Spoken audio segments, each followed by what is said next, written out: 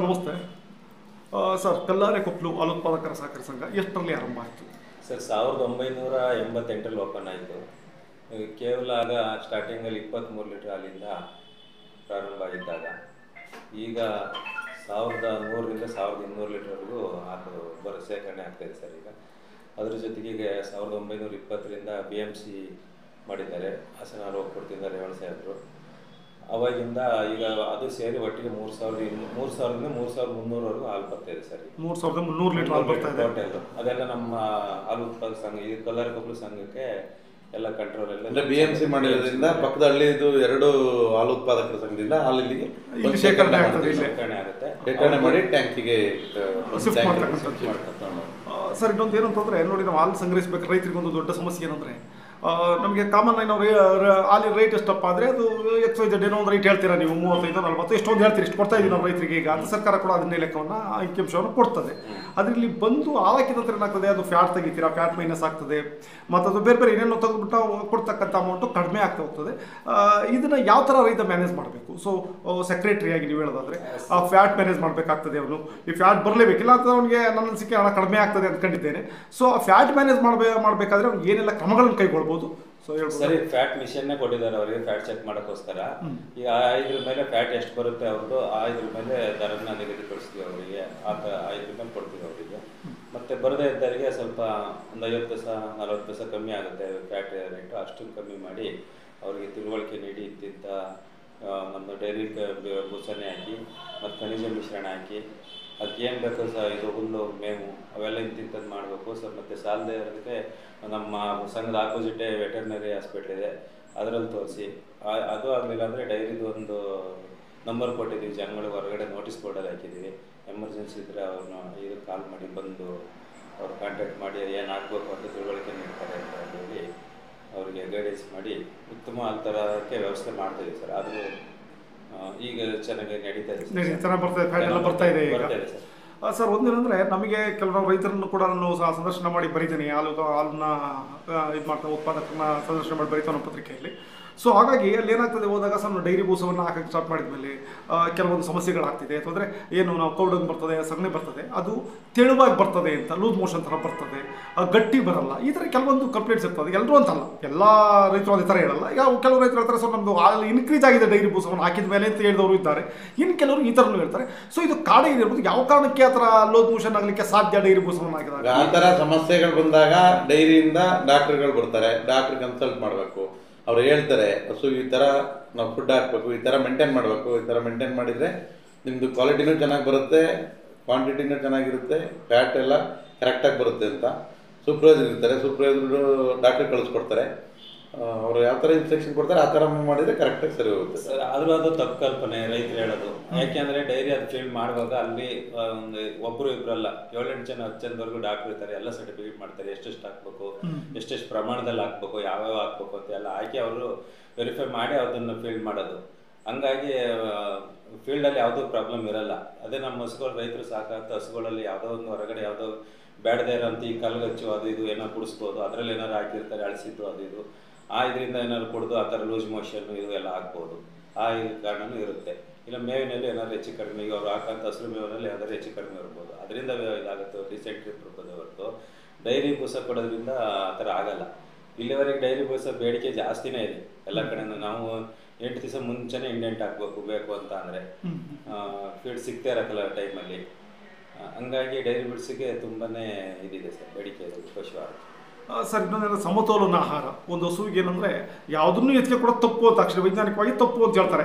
So ಹಾಗಾಗಿ ಒಂದು ಸಮತೋಲನ ಆಹಾರ ಅಂದರೆ ಅವರು ಒಂದು ಹಸುವನ್ನು ತುಂಬ ಉತ್ತಮವಾಗಿ ಹಾಲನ್ನು ಕರೆದು ಡೈರಿಗೆ ಹಾಕಿ ಲಾಭವನ್ನು ಗಳಿಸ್ಬೇಕು ಅವರು. ಏಕೆಂದರೆ ಲಾಭ ಇಲ್ಲದೇ ರೈತ ಎಲ್ಲದರಲ್ಲೂ ಕಳ್ಕೊತಾನೆ. ಅವ್ನಿಗೆ ಏನಾದರೂ ಜೀವನ ಮಾಡ್ತಿದ್ದಾನೆ ಅಂದರೆ ಅದಕ್ಕೆ ನಿಮ್ಮ ಡೈರಿಗಳ ಕಾರಣ, ಅದರಲ್ಲಿ ಮಾತಿಲ್ಲ. ಯಾಕೆಂದರೆ ಪ್ರತಿಯೊಬ್ಬ ರೈತ ಒಂದು ರೀತಿ ತಕ್ಷಣ ಒಂದು ರೇಟ್ ಫಿಕ್ಸ್ ಆಗಿ ಕೊಡ್ತಾ ಇರ್ತಕ್ಕಂಥ ಏಕೈಕ ಉತ್ಪಾದನೆ ಯಾವುದು ಅಂತಂದರೆ ಅದು ಹಾಲು. ಅವ್ನಿಗೆ ಮೊದಲೇ ಗೊತ್ತಿರ್ತಾನೆ ನನಗೆ ರೇಟ್ ಹಾಲು ಕೊಡ್ತೇನೆ ಅಂತ. ಸೊ ಹಾಗಾಗಿ ಸಮತೋಲನ ಆಹಾರ ಅಂದರೆ ಏನು ಕೊಡಬೇಕಾಗುತ್ತೆ, ಯಾವ ಥರ ಅದನ್ನು ಮೇಂಟೈನ್ ಮಾಡಬೇಕಾಗುತ್ತೆ ಹಸುವನ್ನು? ಸರ್, ಅದು ಈಗ ಕರು ಹಾಕ್ತಾಗೆ 1 ಲೀಟ್ರ್ ಫಸ್ಟ್ ಹಸುವಿನ ತೂಕ ಎಷ್ಟಿರುತ್ತೆ ಅದನ್ನು ನೋಡ್ತೀನಿ. ಅದ್ರ ಮೇಲೆ ಒಣಮೇವು ಹಸಿರು ಮೇವು ಕೊಡಬೇಕಾಗುತ್ತೆ. ಮತ್ತು 1 ಲೀಟ್ರಿಗೆ ಇಷ್ಟು ಅಂತ ಹೇಳ್ಬಿಟ್ಟು ಒಂದು ಇದಿರುತ್ತೆ. ಈಗ 1 ಲೀಟ್ರ್ ಹಾಲಿಗೆ 5 ಲೀಟ್ರ್ ಕರಿ ಅಂತದಕ್ಕೆ ಅದು ದೇಹ ಸಮತೋಲನಕ್ಕೋಸ್ಕರ 1 kg ಪಶು ಆಹಾರನ ಕೊಡಬೇಕಾಗುತ್ತೆ.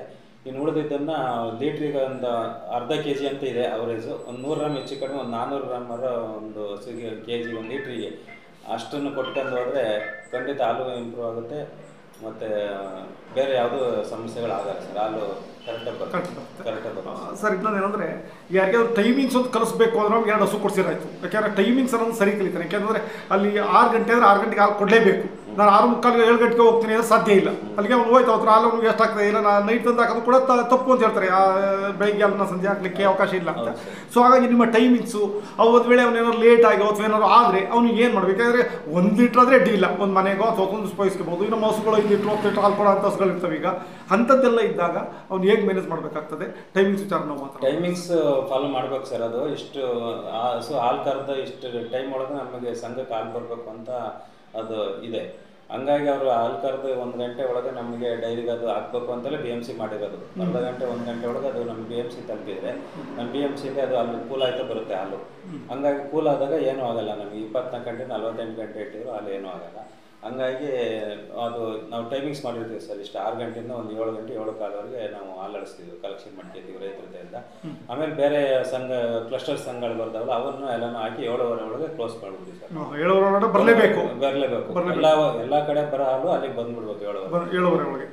ರೈತ ಏನಾದ್ರು 7:15 ಬಂದ್ರೆ ಹಾಕಿಸ್ಕೊತೀರಾ ಅಥವಾ? ಇಲ್ಲ ಸರ್, ತಗೊಳ್ಳಲ್ಲ. ಲೇಟ್ ಆದರೆ ಇಲ್ಲ ಸರ್, ತಗೊಳ್ಳಲ್ಲ ಸರ್. ನಂತರ ನಾನು ನಿಮಗೆ ನೇರವಾಗಿ ಕೇಳ್ತೀನಿ, ನೀವು ಅಧ್ಯಕ್ಷ ಆಗೋದಕ್ಕಿಂತ ಮೊದಲು ಸಂಘದ ವ್ಯವಸ್ಥೆ ಹೇಗಿತ್ತು? ನೀವು ಅಧ್ಯಕ್ಷರಾಗಿ ಒಳಗಡೆ ಬಂದ ನಂತರ ಏನೆಲ್ಲ ಬದಲಾವಣೆಗಳನ್ನು ಮಾಡಿದ್ರಿ? ಅಧ್ಯಕ್ಷರಾಗಕ್ಕಿಂತ ಮೊದಲು ನಡೀತಾ ಇತ್ತು. ಅಧ್ಯಕ್ಷರಾದ ನಂತರ ನಾವು BMC ಮಾಡಿದ್ವಿ. BMC ಒಂದು ಬಿಲ್ಡಿಂಗ್ ಮಾಡಿದ್ವಿ, ನಮ್ಮ ಪಕ್ಕದಲ್ಲಿ ಬಿಲ್ಡಿಂಗ್ ಮಾಡಿದ್ವಿ. BMC ಮಾಡೋಕ್ಕೆ ನಮ್ಮ ರೇವಣ್ಣ ಸಾಹೇಬರು ಎಲ್ಲ ರೀತಿಯೂ ಸಪೋರ್ಟ್, ನಾವಿದೀವಿ ಮಾಡಿ ನೀವು ಯಾಕೆ ಅಂತೇಳಿ ಧೈರ್ಯ ಕೊಡ್ತಾರೆ. ಹಂಗಾಗಿ ನಾವು ಮುನ್ನುಗ್ಗಿದಾಗ ಅವರು BMC ಮಾಡೋಕ್ಕೆ ಈ ಹಾಸನ ಹಾಲು ಒಕ್ಕೂಟದಿಂದ 3 ಲಕ್ಷ ಕೊಟ್ಟಿದ್ದಾರೆ, ಮತ್ತು ಬೆಂಗಳೂರು ಹಾಲು ಒಕ್ಕೂಟದಿಂದ 4.5 ಲಕ್ಷ ಕೊಡಿಸಿದ್ದಾರೆ, ಮತ್ತು ಧರ್ಮಸ್ಥಳ ಸಂಘದಿಂದ 75,000 ಕೊಟ್ಟಿದ್ದಾರೆ. ಈ ಥರ ಸಹಾಯಧನ ಮಾಡಿದಾಗ ರೈತರಿಗೆ ನಾವು ಬಿಲ್ಡಿಂಗ್ ಮಾಡಿ BMC ಮಾಡಿ ಎಲ್ಲ ಅನುಕೂಲ ಮಾಡಿಕೊಡೋಕ್ಕೆ ಅನುಕೂಲ ಆಗುತ್ತೆ ಸರ್. ರೇವಣ್ಣ ಸಾಹೇಬರು ಇಲ್ಲಿ ಬಂದು ಹೆಚ್ಚು ಕಡಿಮೆ ಅಧ್ಯಕ್ಷರಾಗಿ ಹಾಸನ ಹಾಲು ಒಕ್ಕೂಟದಲ್ಲಿ ಹೆಚ್ಚು ಕಡಿಮೆ 30 ವರ್ಷ ಆಗಿರ್ಬೋದು. 30 ವರ್ಷದಿಂದ ಹಾಸನ ಹಾಲು ಒಕ್ಕೂಟ ಲಾಸನೇ ಇಲ್ಲ. ಅದೇ ಥರ ನಮ್ಮ ಸಂಘನೂ ಸಹ ನಾವು 88ರಿಂದ ಓಪನ್ ಆಗಿರೋದು, ಇಲ್ಲಿ ತನಕ 1 ವರ್ಷ ಲಾಸ ಬರಲಿಲ್ಲ. ಪ್ರತಿ ವರ್ಷ ಲಾಭ ಬರ್ತಾಯಿದೆ. ಈಗಲೂ ಹೆಚ್ಚು ಒಂದು 5.5ರಿಂದ 6 ಲಕ್ಷ ನಿವ್ವಳ ಲಾಭ ಬರ್ತಾಯಿದೆ. ವರ್ಷಕ್ಕೆ 12 ಲಕ್ಷ ಲಾಭ ಬರ್ತಾಯಿದೆ ನಮ್ಮ ಸಂಘನೂ. ಅದೇ ಥರ ಹಾಸನ ಹಾಲು ಒಕ್ಕೂಟದಲ್ಲೂ ಭಾರಿ ಇಂಪ್ರೂವ್ ಮಾಡಿದ್ದಾರೆ. ಇತ್ತೀಚೆಗೆ ಒಂದು 4-5 ವರ್ಷದಿಂದ ಇತ್ತೀಚೆಗೆ ತುಂಬಾ ಇಂಪ್ರೂವ್ ಮಾಡಿದ್ದಾರೆ. ಅದನ್ನು ನೋಡೋಕ್ಕೆ ಹೊರಗಡೆ ಒಕ್ಕೂಡ್ತಾರಲ್ಲ, ಹಾಸನ ಹಾಲು ಒಕ್ಕೂಟಕ್ಕೆ ಸೇರೋಂಥ ಅದೇ ಥರ ಇರೋಂಥ 14 ಹಾಲು ಒಕ್ಕೂಟಗಳು ಏನಿದ್ದಾವೆ ಅವರೆಲ್ಲ ಬಂದು ಹಾಸನ ಯಾವ ಥರ ಇಂಪ್ರೂವ್ ಮಾಡಿದ್ದಾರೆ ಅಂತ ನೋಡ್ಕೊಂಡು ಹೋಗ್ತಾ ಇದ್ದಾರೆ ಸರ್. ಎಲ್ಲ ಇಟಲಿ, ಜರ್ಮನ್ ಆ ಥರ ಎಲ್ಲ ಮಿಷನರಿ ಇದು ಮಾಡಿದ್ದಾರೆ. ಹಂಗಾಗಿ ಅಲ್ಲಿಂದ ಬಂದು ಎಲ್ಲ ನೋಡ್ಕೊಂಡು ಹೋಗ್ತಾ ಇದ್ದಾರೆ. ಇಲ್ಲಿ MDಗಳು ಅಲ್ಲಿಂದ ಬಂದು ಆ ಥರ ಇಂಪ್ರೂವ್ಮೆಂಟ್ ಮಾಡಿದ್ದಾರೆ ರೇವಣ್ಣ ಸಾಹೇಬರು. ಅವರೇ ಇದೇ ಥರ ಏನಾದ್ರು ಇನ್ನೊಂದು 10 ವರ್ಷ ಮುಂದೆ ಹೋದರೆ ಹಾಸನ ರೈತರಿಗೆ ಎಷ್ಟು ಅನುಕೂಲ ಮಾಡ್ತಾರೆ ಅಂತ ಈಗಲೇ ನಾವು ಊಹಿಸೋಕ್ಕಾಯ್ತಲ್ಲ. ಆ ಥರ ಇಂಪ್ರೂವ್ ಮಾಡ್ತಾ ಇದ್ದಾರೆ ಸರ್ ಹಾಸನ. ಅದರಲ್ಲಿ 2ನೇ ಮಾತು ಸರ್. ನಂತರ ಏನಂತಂದರೆ ಸವಲತ್ತುಗಳು, ಸರ್ಕಾರ ಸಬ್ಸಿಡಿಯನ್ನು ಕೊಡುತ್ತೆ ರೈತರಿಗೆ. ಆಗ ನೀವು ಅದನ್ನು ರೈತರಿಗೆ ತಲುಪಿಸ್ಬೇಕಾಗ್ತದೆ. ಈಗ ಕೌ ಮ್ಯಾಟ್ ಇರ್ಬೋದು, ಅಥವಾ ಹಾಲು ಕರೆ ಮಿಷನ್ ಇರ್ಬೋದು, ಕಟಿಂಗ್ ಮಿಷನ್ಸ್ ಇರ್ಬೋದು, ಬೇರೆ ಎಲ್ಲ ರೀತಿಯಾದಂಥ ಇದಕ್ಕೂ ಕೂಡ ಸರ್ಕಾರ ಸಬ್ಸಿಡಿಯನ್ನು ಅನೌನ್ಸ್ ಮಾಡುತ್ತೆ. ಅದನ್ನು ಒಕ್ಕೂಟ ಮುಖಾಂತರ ನೀವು ಇವರಿಗೆ ಕೊಡಿಸ್ತಕ್ಕಂಥ ಕೆಲಸವನ್ನು ಮಾಡ್ತಕ್ಕಂಥದ್ದು ನಿಮ್ಮ ಜವಾಬ್ದಾರಿ ಅಂತ ನಾನು ಭಾವಿಸಿದ್ದೇನೆ. ಸರ್, ಹೇಗೆ ಯಾರಿಗೆಲ್ಲ ಸಬ್ಸಿಡಿ ತಗೊಂಡಿದ್ದಾರೆ, ಸಬ್ಸಿಡಿ ವರ್ಷಕ್ಕೆ ಯಾವ್ಯಾವುದಕ್ಕೆಲ್ಲ ಸಬ್ಸಿಡಿ ಬರುತ್ತೆ ನಿಮ್ಮಲ್ಲಿ? ಪ್ರೆಸೆಂಟ್ ಯಾವುದಿದೆ ಹೇಳ್ಬೋದಾ? ಸರಿ, ಪ್ರೆಸೆಂಟ್ ಕೌ ಮ್ಯಾಟ್ ಮಾತ್ರ ಇರೋದು. ಅದು ಬಿಟ್ಟರೆ ಜಾಬ್ ಕಟ್ರ್ ಅಂತ ಒಂದು ಸಂಘಕ್ಕೆ 1-2 ಕೊಡ್ತಾ ಇದ್ದಾರೆ ಅಷ್ಟೇ. ಅದನ್ನು ಲಾಭ ಪಡ್ಕೊಂಡು 50% ಸಬ್ಸಿಡಿಲಿ ರೈತರಿಗೆ ಕೊಡಿಸಿದ್ದೀವಿ. ಮತ್ತು ಕೌ ಮ್ಯಾಟು ಅಷ್ಟೇ, ಅದು 50% ಸಬ್ಸಿಡಿ ಇದೆ. ಇನ್ನು 50% ರೈತರ ದೇಶಕ್ಕೆ ಕಟ್ಟಿದರೆ ಒಕ್ಕೂಟದಿಂದ ತಲುಪ್ತಾ ಇದೆ ಸರ್. ಅದೆಲ್ಲ ನಮ್ಮ ರೈತರುಗಳಿಗೆ ತಲುಪ್ತಾ ಇದೆ. ಅದರಲ್ಲೂ ನಾವು ರೇವಣ್ಣ ಸಾಹೇಬ್ರ ಹತ್ರ ಹೇಳಿ ಇನ್ನೂ ಜಾಸ್ತಿ ಮಾಡಿಸಿ, ನಮ್ಮ ಡೈರಿಗೆ ಒಂದು 50 ಇದ್ರೆ ಇನ್ನೂ 25 ಜಾಸ್ತಿ ಮಾಡಿಸಿ ನಮ್ಮ ಸಂಘಕ್ಕೆ ಬೇಡಿಕೆ ಇದೆ ಅಂತ ಹೇಳ್ಬಿಟ್ಟು ಹೇಳಿಸಿ ಇನ್ನೂ ಜಾಸ್ತಿನೇ ಅನುಕೂಲ ಮಾಡಿಕೊಡ್ತಾ ಇದ್ದೀವಿ ರೈತರಿಗೆ. ಸರ್, ನಿಜವಾಗ್ಲೂ ಒಂದು ಒಳ್ಳೆ ವಿಚಾರ. ರೈತರಿಗೆ ಅಂತ ಸಹಾಯ ಕೊಟ್ಟಾಗ ಅವರು ಹಾಲು ಇನ್ಕ್ರೀಸ್ ಆಗ್ತಾ ಹೋಗ್ತದೆ. ಯಾಕೆಂದ್ರೆ ಹಾಸನ ಹೈಯೆಸ್ಟ್ ಅನ್ಸುತ್ತೆ ಹಾಲು ಇರ್ತಕ್ಕಂಥದ್ದು. ನಾವು ಇಲ್ಲಿಂದ ತಗೊಂಡು ಮಡಿಕೇರಿಯಲ್ಲಿ ಮಾಡ್ತಾ ಇದೀವಿ ಹಾಸನ ಹಾಲನ್ನ, ಚಿಕ್ಕಮಗಳೂರು ಹಾಸನ ಹಾಲು ಹೋಗ್ತಾ ಇದ್ದೀವಿ, ಜಮ್ಮು ಕಾಶ್ಮೀರದಲ್ಲೂ ಹೋಗ್ತಾ ಇದ್ದೀವಿ ನೋಡಿ. ಜಮ್ಮು ಕಾಶ್ಮೀರ ನಿಜವಾಗ್ಲೂ ನಮ್ಮ ಹೆಮ್ಮೆ ವಿಚಾರ. ಒಳ್ಳೆ ಬೇಡಿಕೆ ಇದೆ ಹಾಸನ ಹಾಲಿಗೆ ನೋಡಿ. ಹೌದು, ಹಾಸನದವರಿಗೆ ನಿಜವಾಗ್ಲೂ ಇದು ಖುಷಿಯ ವಿಚಾರ. ಹಾಸನದವರು ಸಂತೋಷ ಪಡಬೇಕಂತ ವಿಚಾರ. ನಮ್ಮ ರೈತರಲ್ಲಿ ನಾವು ಎಲ್ಲೋ ತಗೊಂಡು ಕೊಡ್ತಾ ಇದೀವಿ ಅಂತ ಅಂದ್ರೆ ಸರ್. ನಂತರ ಇನ್ನೊಂದ್ರೆ ಇತ್ತೀಚೆಗೆ ಏನಾಗಿದೆ ಅಂದ್ರೆ ಹೈನುಗಾರಿಕೆಗೆ ಬರೋರ ಸಂಖ್ಯೆ ಹೆಚ್ಚಾಗಿದೆ. ನನಗೆ ತಿಳಿದಾಗ ಅದರಲ್ಲೂ ಆಫ್ಟರ್ ಕೊರೋನಾ ಅಂತ ಹೇಳ್ಬೋದು. ಕೊರೋನಾ ನಂತರ ಅಂತೂ ಹೈನುಗಾರಿಕೆ ಬರೋರ ಸಂಖ್ಯೆ ಜಾಸ್ತಿ ಆಗಿದೆ. ಬಟ್ ಏನಾಗ್ತದೆ, ದುಡ್ಡಿದ್ದವರು ತಕ್ಷಣ ಹೋಗ್ತಾರೆ, ತರ್ತಾರೆ, ಏನೋ ಬೇರೆ ಅಥವಾ ಬ್ಯಾಂಕಲ್ಲಿ ಅವ್ರಿಗೆ ಡೈರೆಕ್ಟ್ ಸಾಲ ಕೊಡ್ತಾರೆ, ಚೆನ್ನಾಗಿರ್ತಾರೆ ಆರ್ಥಿಕವಾಗಿ, ಅಂಥವ್ರಿಗೆ ಸಮಸ್ಯೆ ಇಲ್ಲ. ಬಟ್ ಇನ್ನೇನಾಗ್ತದೆ, ಕೆಲವರು ಇರ್ತಾರೆ ತುಂಬ 2 ಎಕರೆ 1 ಎಕರೆ ಜಮೀನು ಇಟ್ಕೊಂಡಿರ್ತಾರೆ, ಬ್ಯಾಂಕಲ್ಲೂ ಅಷ್ಟು ಬೇಗ ಅವ್ರಿಗೆ ಸಾಲ ಕೊಡಲ್ಲ. ಅಂಥವ್ರು ನಿಮ್ಮ ಸದಸ್ಯರಾಗಬೇಕು ಅಥವಾ ಹಸುವನ್ನು ತರಬೇಕು, ಸಾಲ ಬೇಕು ಅಂತಂದರೆ ಏನಾದರೂ ಪರ್ಯಾಯ ಮಾರ್ಗ ಇದೆಯಾ? ಬೇರೆ ಯಾವ ಥರ ನಿಮ್ಮ ಡೈರಿಯಿಂದ ಏನಾದ್ರು ಸಹಕಾರ ಸಿಗುತ್ತಾ, ಹೇಗೆ ಸರ್? ಸರ್, ಡೈರಿಯಿಂದ ಹಸು ಸಾಗಾಣಿಕೆ ಬಗ್ಗೆ ಯಾವುದು ಕೊಡ್ತಾ ಇಲ್ಲ, ನಿಲ್ಲಿಸಿದ್ದಾರೆ. ಈ ಬೇರೆ ಎಲ್ಲ ಇದರಲ್ಲೆಲ್ಲ ಕೊಡ್ತಾ ಇದ್ದಾರೆ ಸರ್. ಈಗ ಎಲ್ಲ ಬ್ಯಾಂಕ್ಗಳಲ್ಲೇ ಕೊಡ್ತಾರೆ ತರಿಸಿ. ಅದಕ್ಕೇನು ಜಮೀನು ಇದೇನು ಕೇಳ್ತಾ ಇಲ್ಲ. ಆಧಾರ್ ಕಾರ್ಡು ಇದ್ರ ಮೇಲೆ ಅವರಿಗೆ ಸಾಲ ಕೊಡ್ತಾ ಇದ್ದಾರೆ. ಮತ್ತು ಫೈನಾನ್ಸ್ ಕೊಡಲು ಹೆಚ್ಚು ಕಡಿಮೆ ಅವರು ಮನೆ ಬಾಗಿಲಿಗೆ ಬಂದು ನಾವು ಹಸು ಸಾಲ ಕೊಡ್ತೀವಿ, ಹಸು ಸಾಕಾಣಿಕೆ ಮಾಡಿ ಅಂತ ಅವರು ಉತ್ತೇಜನ ಕೊಡ್ತಾ ಇದ್ದಾರೆ. ಹಂಗಾಗಿ ಸಾಕಾಣಿಕೆಗೆ ಅದು ನಮ್ಮ ಹತ್ರ ಏನು ಅಂತ ಬೇಡಿಕೆ ಏನು ಜಾಸ್ತಿ ಬಂದಿಲ್ಲ ಸಾಲ ಕೊಡಿಸಿ ಅಂತ. ಊರಲ್ಲೇ 2 ಬ್ಯಾಂಕ್ ಇದಾವೆ. ಹಂಗಾಗಿ ಅಲ್ಲಿಗೂ ಹೋಗಿ ಅವರು ಸಹಾಯ ತಗೊಂಡಿದ್ದಾರೆ ಇಲ್ಲಿ ತನಕ. ಬ್ಯಾಂಕ್ ಮತ್ತು ಸಹಕಾರ ಸಂಘ ಇದೆ, ಸೊಸೈಟಿಲೂ ಕೊಟ್ಟಿದ್ದಾರೆ. ಮತ್ತೆ 2 ಬ್ಯಾಂಕಲ್ಲಿ ಅವರಾಗೆ ಕರೀತಾರೆ, ನೀವು ತಗೋತೀರಾ ಬನ್ನಿ. ನಾವು ಕಸ್ಟಮರ್ ಅಲ್ಲಿ ಬ್ಯಾಂಕಿಗೆ ಹೋದಾಗ ಹೇಳ್ತಾರೆ, ಒಬ್ಬರಿಂದ ಒಬ್ರಿಗೆ ಹೇಳಿ ಕೊಡ್ತಾರೆ. ಹಂಗಾಗಿ ಅದೇ ತರ ರೈತರು ಕಟ್ಕೊಂಡು ಹೋಗ್ತಾ ಇದ್ದಾರೆ ಸರ್, ಎಂತ ತೊಂದರೆ ಏನಿಲ್ಲ. ಹಂಗಾಗಿ ಅವ್ರಿಗೆ ಇದರಲ್ಲೇ ಜೀವನ ಸಾಗಿಸೋಕ್ಕೂ ಒಂದು ಅನುಕೂಲ ಇದೆ ಸರ್. ಇಲ್ಲೇನು ಬರಡು ಭೂಮಿ ಇಲ್ಲಿ. ಮುಂಚೆ ಆಲೂಗಡ್ಡೆ ಬೆಳೀತಾ ಇದ್ರು, ಈಗ ಆಲೂಗಡ್ಡೆಗಳನ್ನು ಯಾರು ಮಾಡ್ತಾ ಇಲ್ಲ. ಈಗ ಕಾಯಿಲೆಗೆ ತುತ್ತಾಗ್ತಾ ಇರೋದೆ ಇದು ಆಲೂಗಡ್ಡೆ ಬೆಳೆ ಅಂತ ಹೇಳ್ಬಿಟ್ಟು ಅದನ್ನು ಮಾಡ್ತಾ ಇಲ್ಲ. ಹಂಗಾಗಿ ಎಲ್ಲ ಹೈನುಗಾರಿಕೆನೇ ಅವಲಂಬಿಸ್ಕೊಂಡಿದ್ದಾರೆ ಇಲ್ಲಿ. ಅದು ಬಿಟ್ಟರೆ ಮೆಕ್ಕೆಜೋಳ ಬಿಟ್ಟರೆ ಇನ್ನೇನಿಲ್ಲ. ಅದೇ ಮೆಕ್ಕೆಜೋಳನೂ ಅಷ್ಟೇ ನಮಗೆ ಒಕ್ಕೂಟದಿಂದಲೇ ತಗೊಳ್ತಾ ಇದ್ದಾರೆ ಗಿಡಗಳಿಗೆ. ಹಂಗಾಗಿ ಅದನ್ನು ಉಪಯೋಗ ಪಡ್ಕೊತಾ ಇದ್ದಾರೆ ರೈತರು. ಇಲ್ಲಿಂದ ತಗೊಂಡೋಗಿ ಹಾಸನ ಒಕ್ಕೂಟಕ್ಕೆ ಆಗ್ತಾ ಇದ್ದಾರೆ ತುಂಬ ಜನ. ಹಂಗಾಗಿ ಮಾಡ್ಕೊತಾ ಇದ್ದಾರೆ ಸರ್, ಸಮಸ್ಯೆ ಇಲ್ಲ. ಮತ್ತು ಇನ್ನೊಂದು ಏನು ಅಂತ ಅಂದರೆ, ನಾವು ಪ್ರತಿ ವಾರ ಅಂದರೆ ನಾವು 15 ದಿವಸಕ್ಕೊಂದು ಪೇಮೆಂಟ್ ರೈತರಿಗೆ ಹಾಕ್ತೀವಿ. 1 ರಿಂದ 15ನೇ ತಾರೀಕು ಆಗ್ತಿದ್ದಂಗೆ 16ನೇ ತಾರೀಕು ಅವರಿಗೆ ಎಷ್ಟಾಗ್ತದೆ ಬಿಲ್ ಮಾಡಿ ನಾವೇ ಖುಷಿವಾರ ತರಿಸ್ಕೊಡ್ತೀವಿ. ಖನಿಜ ಮಿಶ್ರಣ ಅದಕ್ಕೆ ಬೇಕಾದಂಥದ್ದು ತಂದು ಕೊಡ್ತೀವಿ. ಅದನ್ನು ಏನಿರುತ್ತೆ ಅದು ಕಟ್ ಮಾಡಿ ಉಳಿದದನ್ನು ಅವರ ರೈತರ ಅಕೌಂಟಿಗೆ ಇಲ್ಲೇ ಲೋಕಲ್ ಬ್ಯಾಂಕ್ ಸ್ಥಳೀಯವಾಗಿ ಇಲ್ಲೇ ನಮ್ಮೂರಲ್ಲೇ ಬ್ಯಾಂಕಲ್ಲೇ ಅಕೌಂಟ್ ಮಾಡಿಸಿದ್ದೀವಿ. ಎಲ್ಲರೂ ಇಲ್ಲೇ ಅವ್ರವ್ರ ಖಾತೆಗೆ ಹಾಕ್ಬಿಡ್ತೀವಿ ಸರ್. ಹಂಗಾಗಿ ಇಲ್ಲಿವರೆಗೂ ಯಾವುದು ಪೇಮೆಂಟ್ಗೇನು ತೊಂದರೆ ಆಗಿಲ್ಲ.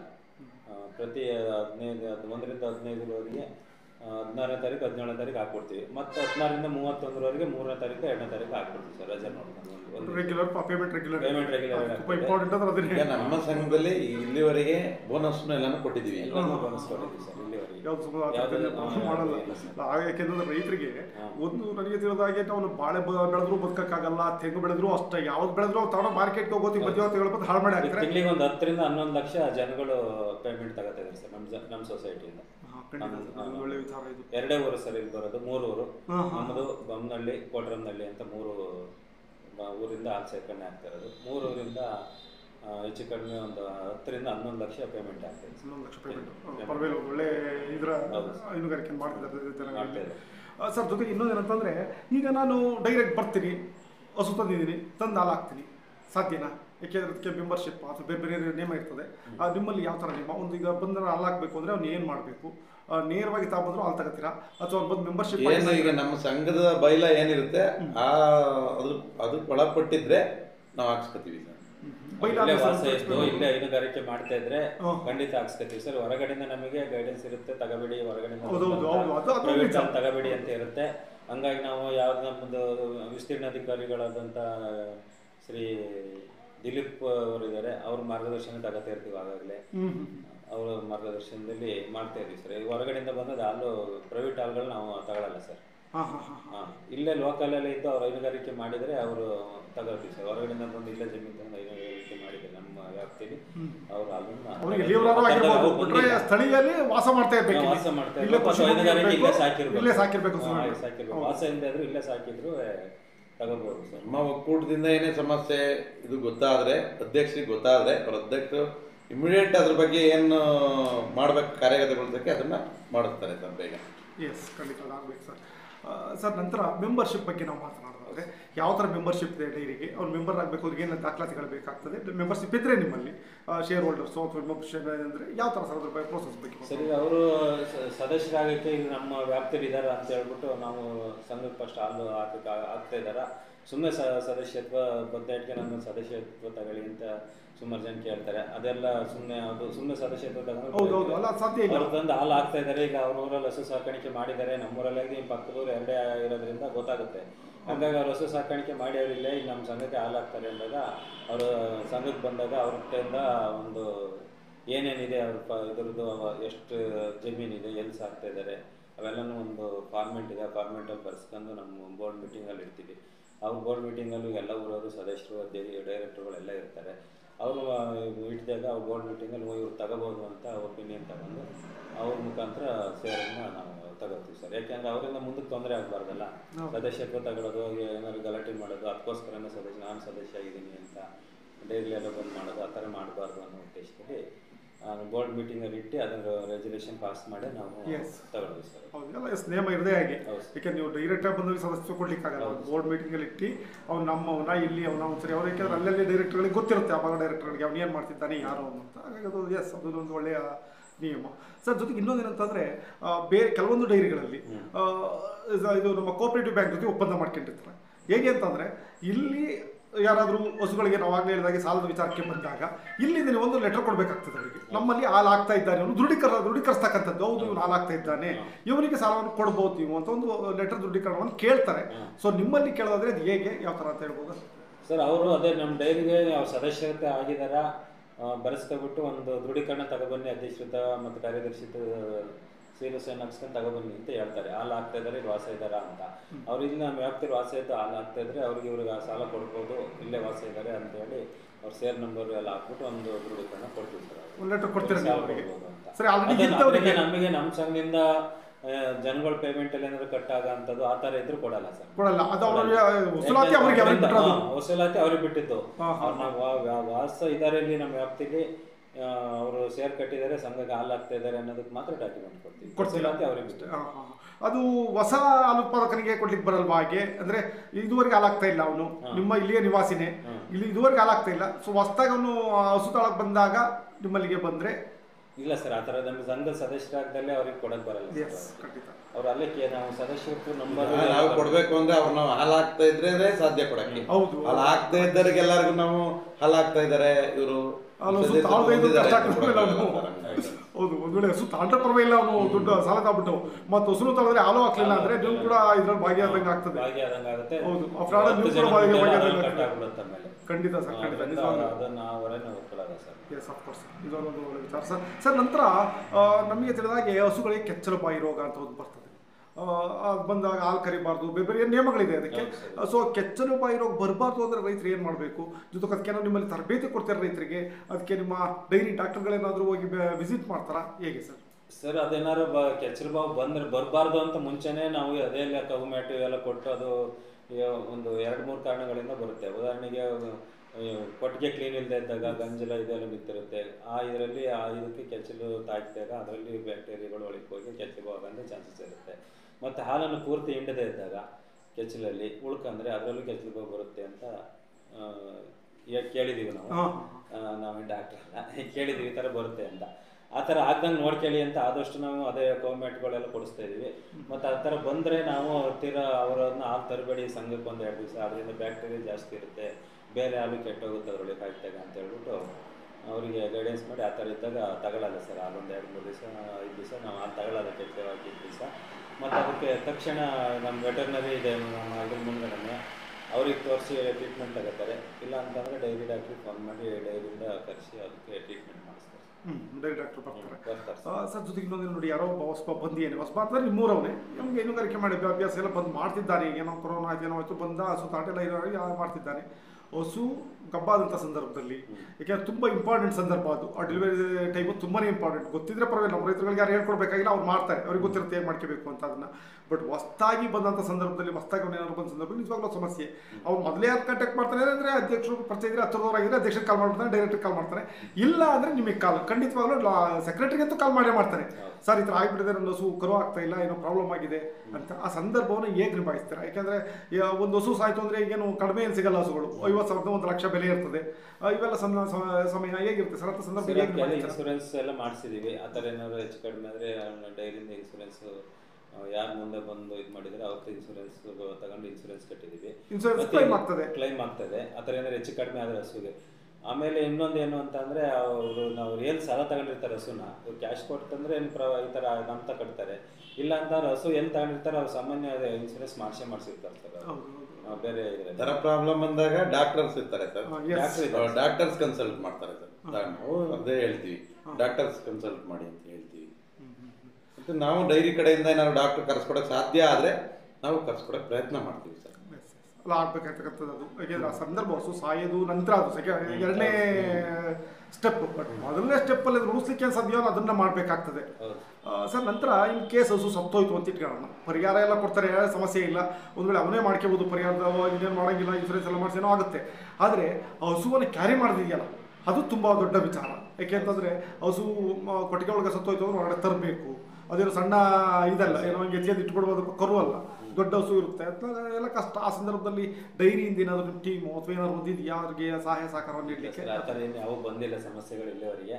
ಹಳ್ಳಿ ಆಗಿರೋದ್ರಿಂದ ಯಾರನ್ನಾರು 4 ಜನ ಕರ್ಕೊಂಡೋಗಿ ಅಲ್ಲೇ ಏನೋ ಮಾಡ್ತಾರೆ ಹೊತ್ತು ಡೈರಿವರೆಗೆ ಏನು ಬಂದು ಆ ಥರ ಏನು ಕೇಳಿಲ್ಲ ಸರ್, ಕೇಳಿಲ್ಲ.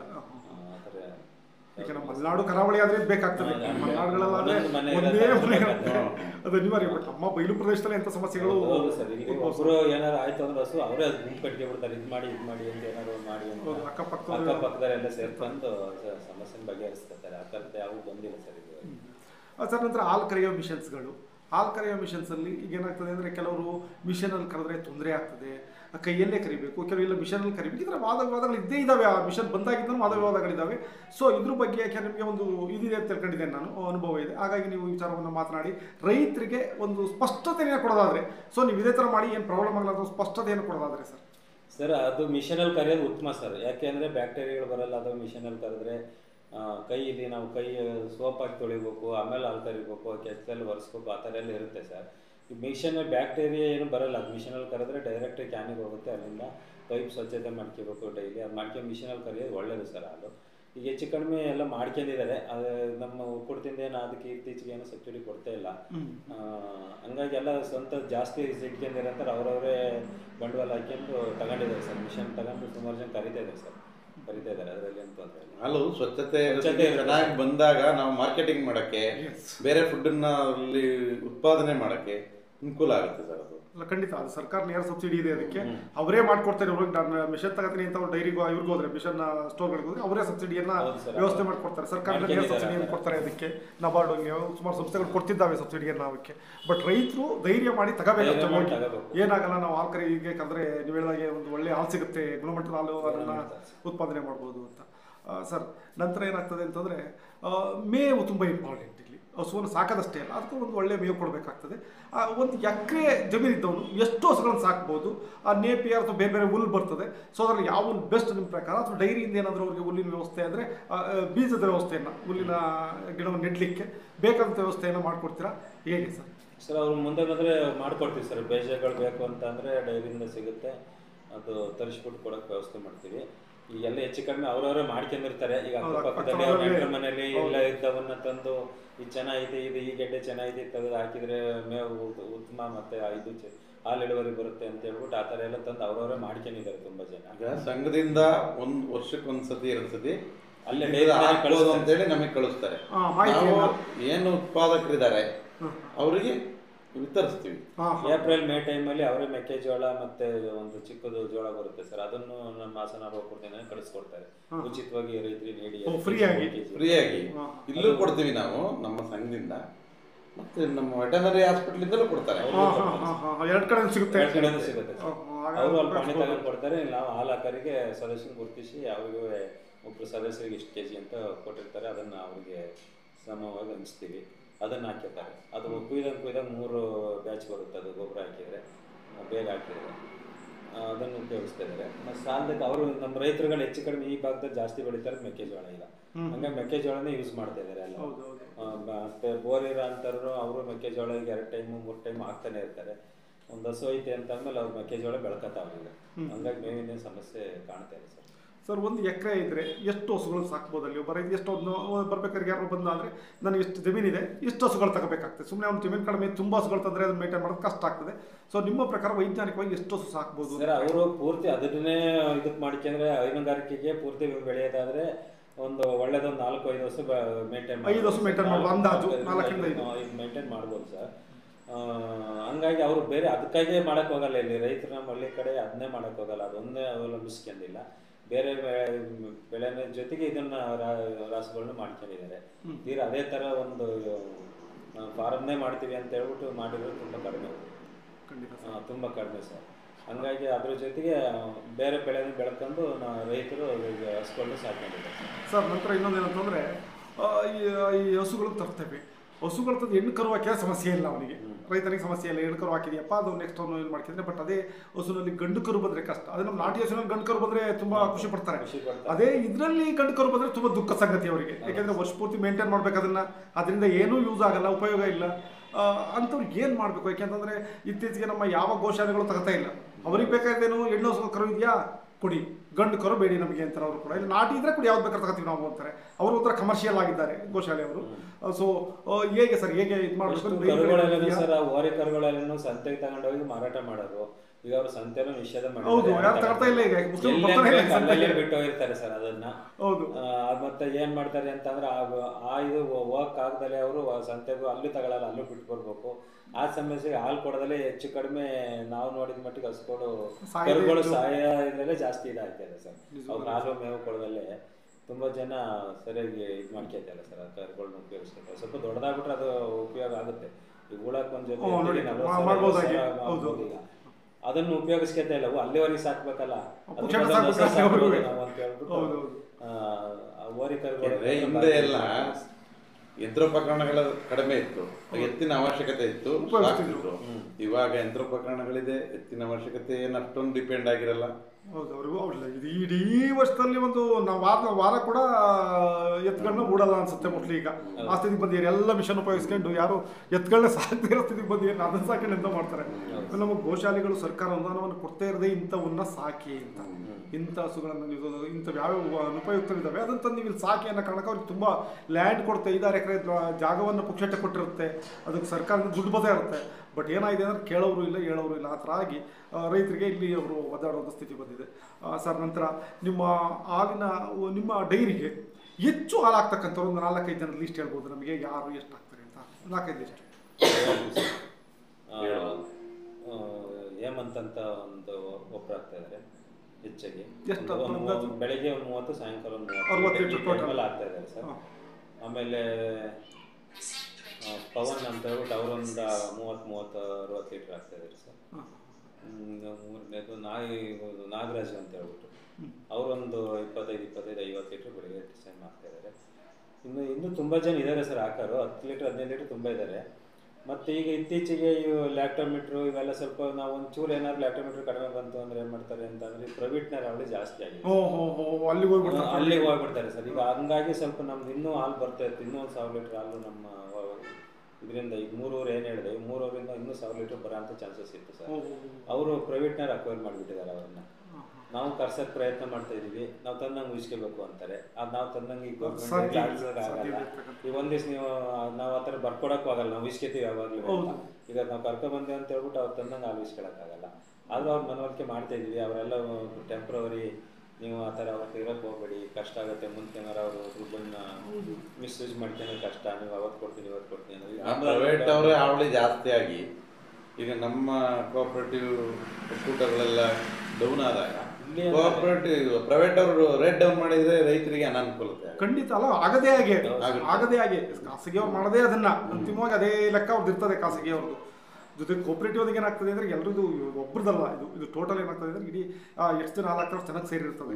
ಹಾಗಾಗಿ ಅವ್ರು ಕೋಪರೇಟಿವ್ ಸಿಸ್ಟಮ್ನ ಬಿಡೋದು ತುಂಬಾ ದೊಡ್ಡ ಸಮಸ್ಯೆ ಇದು. ಜೊತೆಗೆ ವೈಜ್ಞಾನಿಕವಾಗಿ ಹಣವನ್ನು ಕೊಡಲ್ಲ ಅವರು. ಮತ್ತೆ ಅವರು ಕೋಆಪರೇಟಿವ್ ಆಗಿ ಏನಾದ್ರು ಒಂದು ನಿರ್ಧಾರ ತಗೋಬೇಕು ಅಂದ್ರೆ ರೈತರ ಪರವಾಗಿ ಅದು ಯೋಚನೆ ಮಾಡಿ ತಗೋತಾರೆ, ರೈತರಿಗೆ ಅನುಕೂಲ ಆಗ್ಲಿ.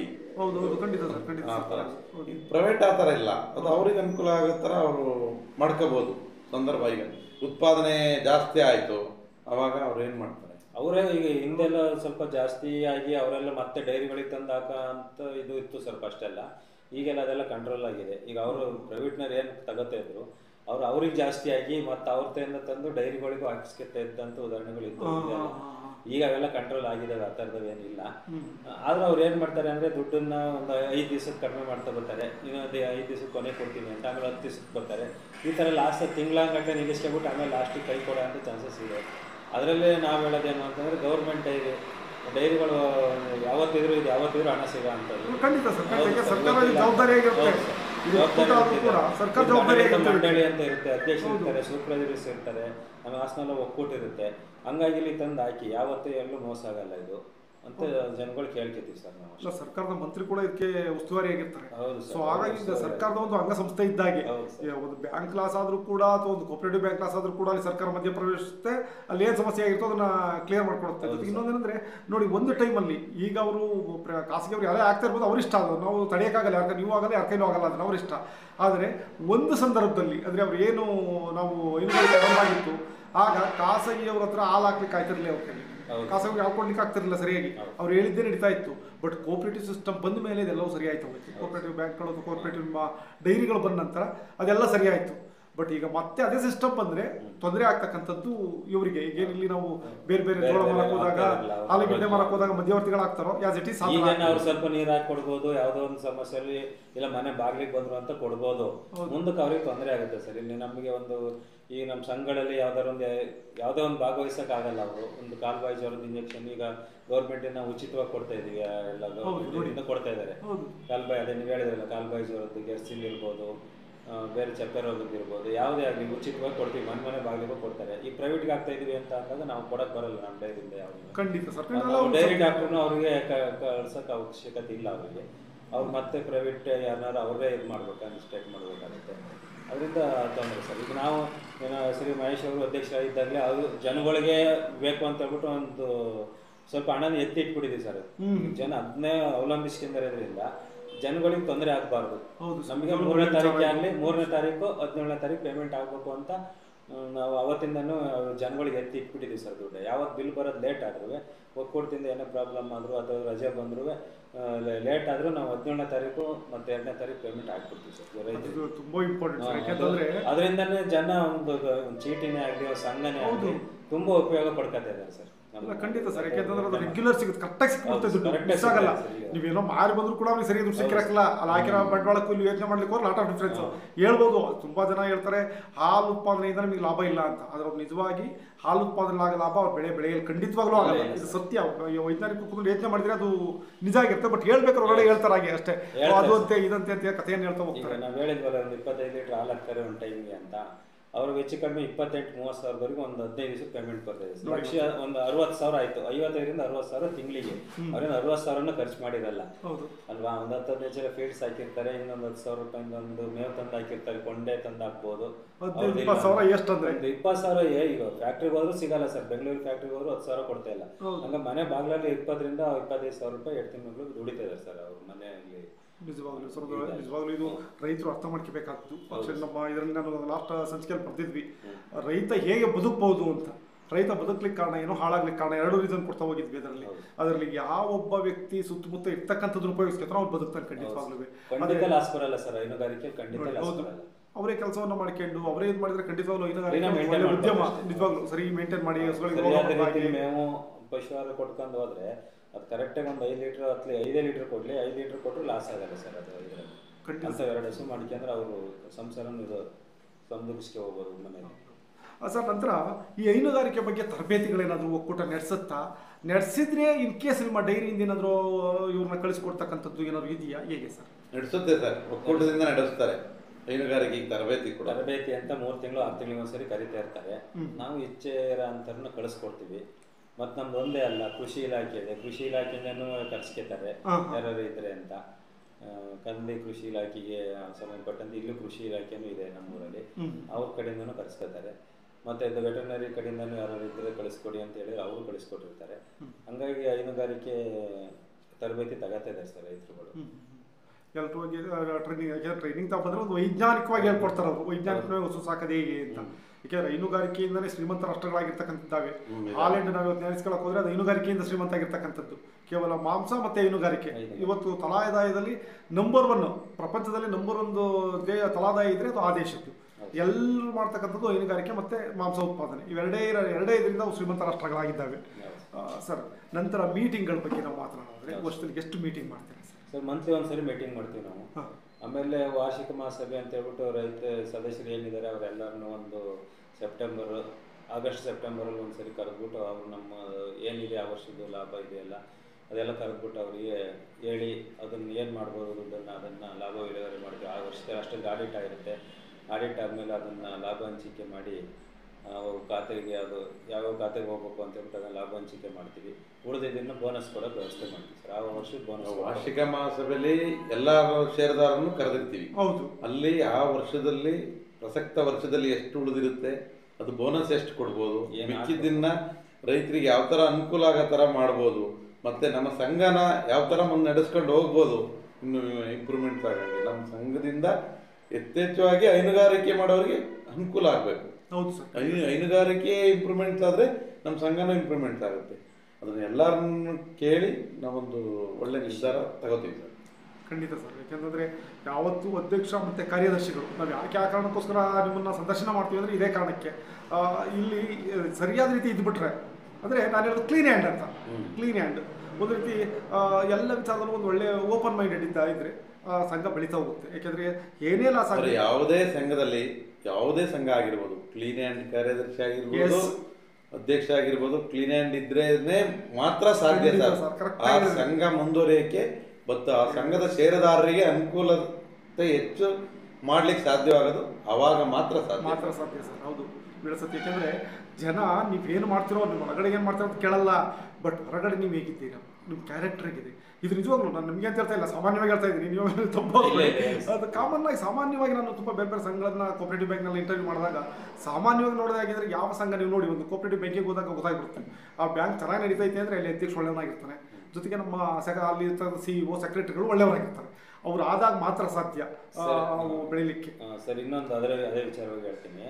ನಾವು ಅದು ಕೆಲಸ ಮಾಡುವಾಗ ನಮ್ಮದು, ನಮ್ಮ ಮನೆದು, ನಮ್ಮ ಸ್ವಂತದ್ದು ಅನ್ನೋ ಮಾಡ್ಬೇಕು ಸರ್. ಅಲ್ಲಿ ನಾ ಸೆಕ್ರೆಟರಿ ಆಗಿದ್ದೀನಿ, ಅಳಿಸ್ಕೊಳ್ಳ ಅಂತ ಎಲ್ಲಿಂದ ಫೋನ್ ಮಾಡೋದು ಯಾರಿಗವ, ಅವನು ಇಲ್ಲ ಅಂತಾರೆ. ಯಾರೋ ರೈತರಿಗೆ ಬಾಗಲ್ ತೆಗಿದ ಅಳಿಸ್ತಾ ಹೋದ, ಆ ಇದರಿಂದ ಲಾಸ್ ಬರ್ತವೆ ಹೊರತು ನಾವಿದ್ದು ಬೆಳಗ್ಗೆಯಿಂದ ಸಂಜೆವರೆಗೆ ನಾವು ಆ ಟೈಮ್ ನಾವು ಅದು ಕೆಲಸ ಮಾಡ್ತಾ ಇದೀವಿ, ಅದರಲ್ಲೇ ಅನ್ನ ತಿಂತ ಎಷ್ಟೇ ಕೊಟ್ಟಿರ್ತಾ ಇರಲಿ ಅದರಲ್ಲೇ ಅನ್ನ ತಿಂತ ಇದೀವಿ ಅಂತ ಅಂದಾಗ ನಾವು ಬೆಳಗ್ಗೆ ಮತ್ತು ಸಂಜೆ ಆ ಟೈಮಿಗೆ ಇದ್ದು ಅದನ್ನು ರೈತರಿಂದ ಪರೀಕ್ಷೆ ಎಲ್ಲಿವರೆಗೆ ಹೋಗ್ಬೇಕು ಹಾಲು ಅದಕ್ಕೆ ತಲುಪಿಸಿ ಆಮೇಲೆ ಬೇರೆ ನಮ್ಮ ಕೆಲಸ ಮಾಡ್ಕೋಬೇಕು. ಆ ಥರ ಇದ್ದರೆ ನಾವು ಸಂಘದಲ್ಲಿ ಕೆಲಸ ಮಾಡಬೇಕು ಸರ್. ನಾವು ಎಲ್ಲ ಅದ್ರ ಜೊತೆ ಇದು ಒಂದಿರಲಿ ಇದು ಒಂದಿರಲಿ ಅಂತ ಮಾಡ್ಕೊಂಡು ಮಾಡಕ್ ಹೋಗ್ಬಾರ್ದು ಸರ್. ಆ ಥರ ಇದ್ದಾಗ ಬೇರೆ ಮಾಡ್ಕೊಳ್ಳಿ ಅಂತ ಅವ್ರಿಗೆ ಉತ್ತೇಜನ ಕೊಡಬೇಕು.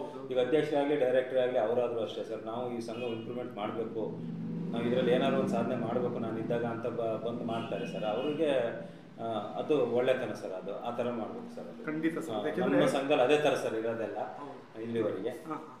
ಒಂದು ಹೆಚ್ಚು ಕಡಿಮೆ ಒಂದು 30-35 ವರ್ಷ ಆಗಿದೆ ಸರ್. ನಾವು ಯಾವತ್ತೂ ಎಲೆಕ್ಷನ್ ಮಾಡಿಲ್ಲ. 11 ಜನ ಏನು ಕಮಿಟಿ ಆಯ್ಕೆ ಮಾಡ್ಕೋಬೇಕಾ, ನಾವು ಜಾಸ್ತಿ ಕಮಿಟಿ ಸದಸ್ಯರು ಏನಾರು ಆಯ್ಕಿದ್ರು ನೀನು ಬೇಡ, ನೀನು ಇಂಥವ್ರು ಇಂಪ್ರೂವ್ ಮಾಡ್ತಾವ್ರೆ. ಈ ಶ್ರೀ ಮಹೇಶ್ ಅವರು ಇರಲಿ, ಇವರು 6 ವರ್ಷದಿಂದ ಇದ್ದಾರೆ ಸರ್. 10 ವರ್ಷ 2 ಬೋರ್ಡಿಂದ ಇದ್ದಾರೆ ಸರ್. 10 ವರ್ಷದಿಂದ ಸದಸ್ಯರಾಗಿದ್ದಾರೆ. ಮತ್ತು ಅಧ್ಯಕ್ಷರು ಇವನು ಒಬ್ಬನೇ ಅಧ್ಯಕ್ಷ ಆಗಿದ್ದಾರಲ್ಲ, ನಮ್ಗೆ ಹಾಕ್ಬೇಕು ಅಲ್ಲ, ಅವರೇ ಏನೋ ಮಾಡ್ತಾ ಇದ್ದಾರೆ ಸೆಕ್ರೆಟರಿಗಳು ಸೇರ್ಕೊಂಡು ಅಂತ ಅಂದಾಗ ಬೇರೆಗೂ ಬಿಟ್ಕೊಟ್ಟಿದ್ದಾರೆ. ನೀನು ಮಾಡಕ್ಕೆ 1 ವರ್ಷ, ನೀನು 2 ವರ್ಷ ಮಾಡು, ನಾವು ಇರ್ತೀವಿ, ನಿಮ್ಗೆ ಸಪೋರ್ಟ್ ಮಾಡ್ತೀವಿ ಅಂತ ಮಾಡಿದ್ದಾರೆ ಸರ್. ಅವ್ರ ಬಗ್ಗೆ ಮಾತಿಲ್ಲ ಸರ್. ಅದು ಒಂದು ಹೇಳ್ತೀವಿ ಇಷ್ಟ ಪಡ್ತೀನಿ ಸರ್. Very good. ನಿಜವಾಗ್ಲೂ ಒಂದು ಒಳ್ಳೆ ವಿಷಯ ಸರ್. ನಂತರ ಏನಂತಂದ್ರೆ ಆ್ಯಕ್ಚುಲಿ ನಾವು ಅಧ್ಯಕ್ಷರನ್ನ ಯಾರಪ್ಪ ಆಗುವಂತೀವಿ, ಇಲ್ಲಿ ಬರ್ತಾರೆ ಯಾವುದೋ ಒಂದು ರಿಸರ್ವೇಷನ್ ಸಂಬಂಧ ಕೂತಿರ್ತಾರೆ, ಮತ್ತೆ ಇನ್ಯಾರೋ ಬರ್ತಾನೆ, ಲೇಡೀಸ್ ಬರ್ತಾರೆ, ಏನು ಗೊತ್ತಿರಲ್ಲ, ಬಂದಿಲ್ಲಿ ಕೂತ್ಕೊತಾರೆ, ಒಂದು ಸೈನ್ ಹಾಕ್ತಾರೆ, ಕಾಫಿ ಟೀ ಕುಡಿದು ಹೋಗ್ತಾರೆ.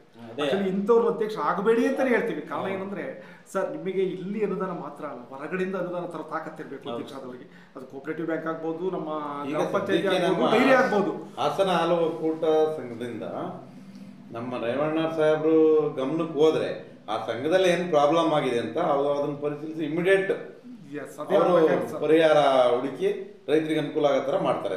ಅದೇ ಬೇಕಾಗಿರೋದು, ಅವ್ರ ಗಮನಕ್ಕೆ ಹೋಗ್ಬೇಕು. ಹೌದು, ಅದೇ ಬೇಕಾಗಿರೋದು. ಮುಖ್ಯ ಯಾವ್ದು ಹೇಳಿದ್ನಲ್ಲ, ಹೊರಗಡೆ ತರೋದು ಅಂದ್ರೆ ಅದು ನೀವು ಹೋಗಿ ಇನ್ನೊಂದು ಯಾವ್ದು ಬ್ಯಾಂಕ್ ಸಾಲ ತರೋದಲ್ಲ, ಹೊರಗಡೆ ಅನುದಾನ ತರೋದು ಅಂದ್ರೆ ನಿಮ್ಗಿಂತ ಮೇಲ್ಮಟ್ಟದ ನಾಯಕರು ಅಥವಾ ಮೇಲ್ಮಟ್ಟದ ಲೀಡರ್ಗಳು ಆ ಊರ ಜೊತೆ ನಿಕಟ ಸಂಬಂಧವನ್ನು ಹೊಂದಿರಬೇಕು ಅನ್ನೋ ಅಧ್ಯಕ್ಷ ಆದವರು.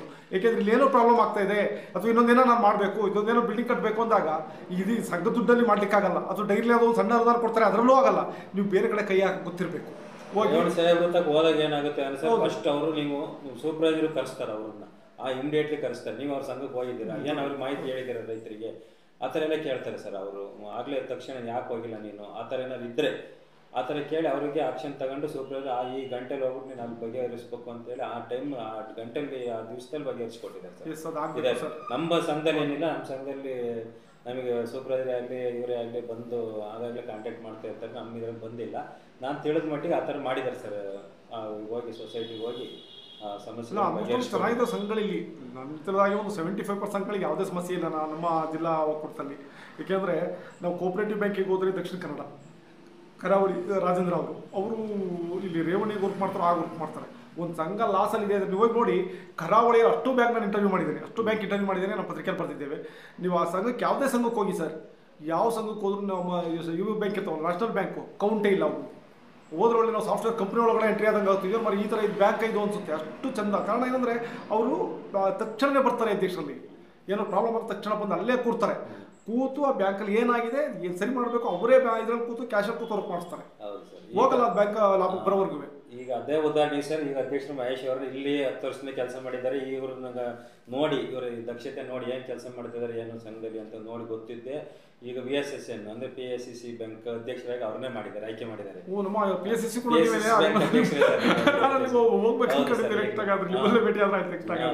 ಈಗ ಅಲ್ಲೂ ಅಧ್ಯಕ್ಷರಾಗಿದ್ದಾರೆ.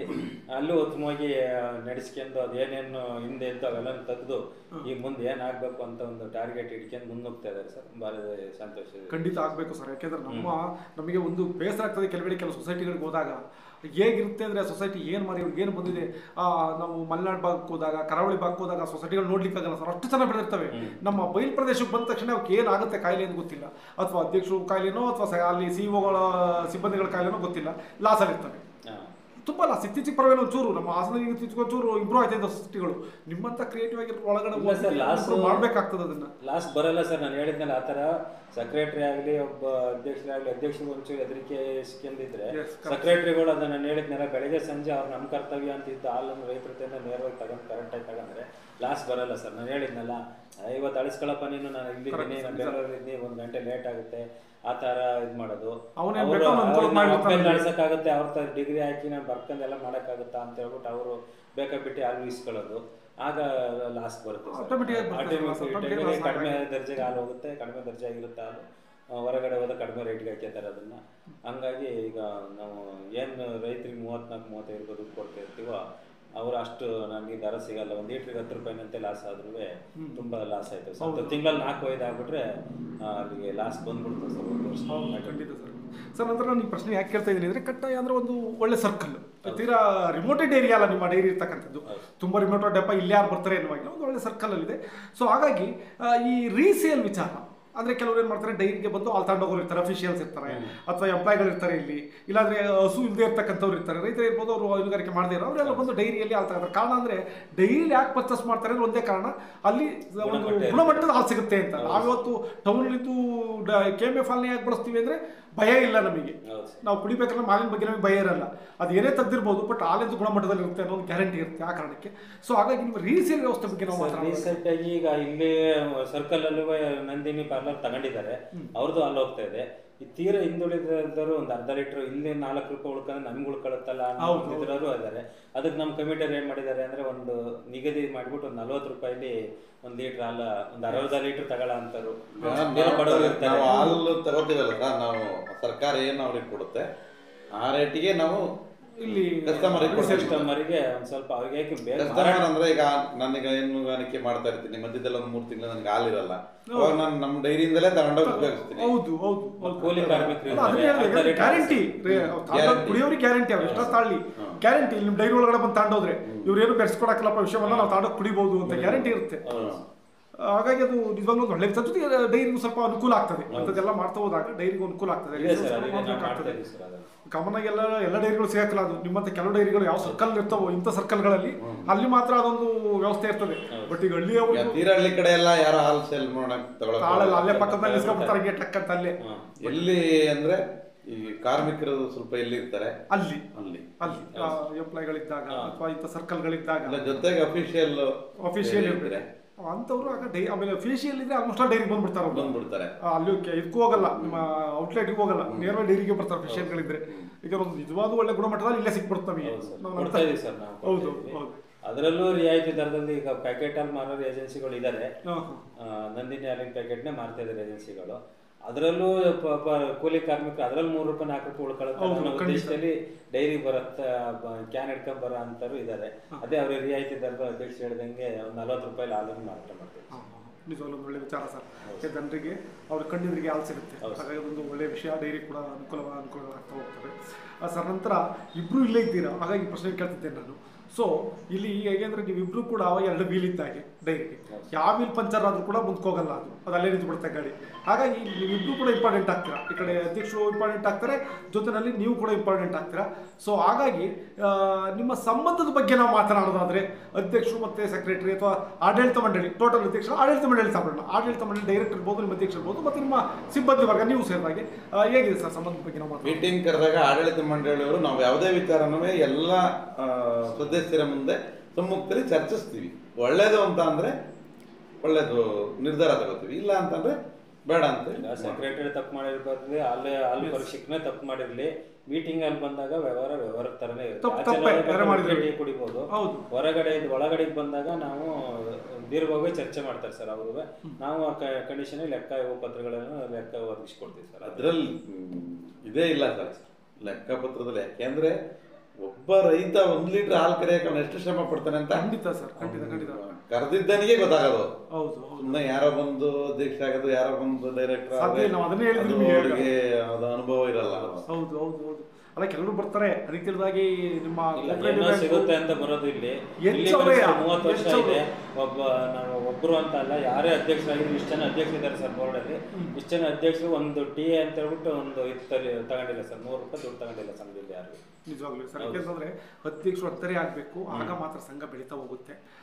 ಇಲ್ಲ ಅಂತಂದ್ರೆ ನಾವು ಆಗ್ಲೇ ಹೇಳಿದಾಗೆ ನಷ್ಟದಲ್ಲಿ ಒದ್ದಾಡ್ಬೇಕಾಗತ್ತೆ ಕೂತ್ಕೊಂಡು. ಯಾರಪ್ಪ ಮಾಡಿದ್ರು ಮೋಸವನ್ನ, ಸೆಕ್ರೆಟರಿ ಮಾಡಿದ್ನ, ಅಧ್ಯಕ್ಷರು ಮಾಡಿದ್ರ ಗೊತ್ತಿಲ್ಲ, ಒಟ್ಟಾರೆ ಸಂಘ ಆ ಟೈಮಲ್ಲಿ ಏನಾದ್ರು ಸಂಘ ಸ್ವಲ್ಪ ಹಿನ್ನಡೆ ಆದ್ರೆ ಬೈತಾರೆ. ಯಾಕೆ ಹಿನ್ನಡೆ? ಈಗ ಏನಾರು ಪ್ರಾಬ್ಲಮ್ ಆಯ್ತಾ, ಅದಕ್ಕೆ ನಾವು ಸಾಲ್ವೇಷನ್ ಹುಡುಕ್ಬೇಕು. ಯಾಕೆ ಈ ತರ ಆಗ್ತಾ ಇದೆ, ಮೂಲ ಯಾವ್ದು ಅಂತ ಹುಡುಕ್ಬೇಕಾಗ್ತದೆ. ಮೂಲ ಯಾವ್ದು ಹುಡುಕಿ ಅದನ್ನ ಬಗೆಹರಿಸಬೇಕಾಗುತ್ತೆ.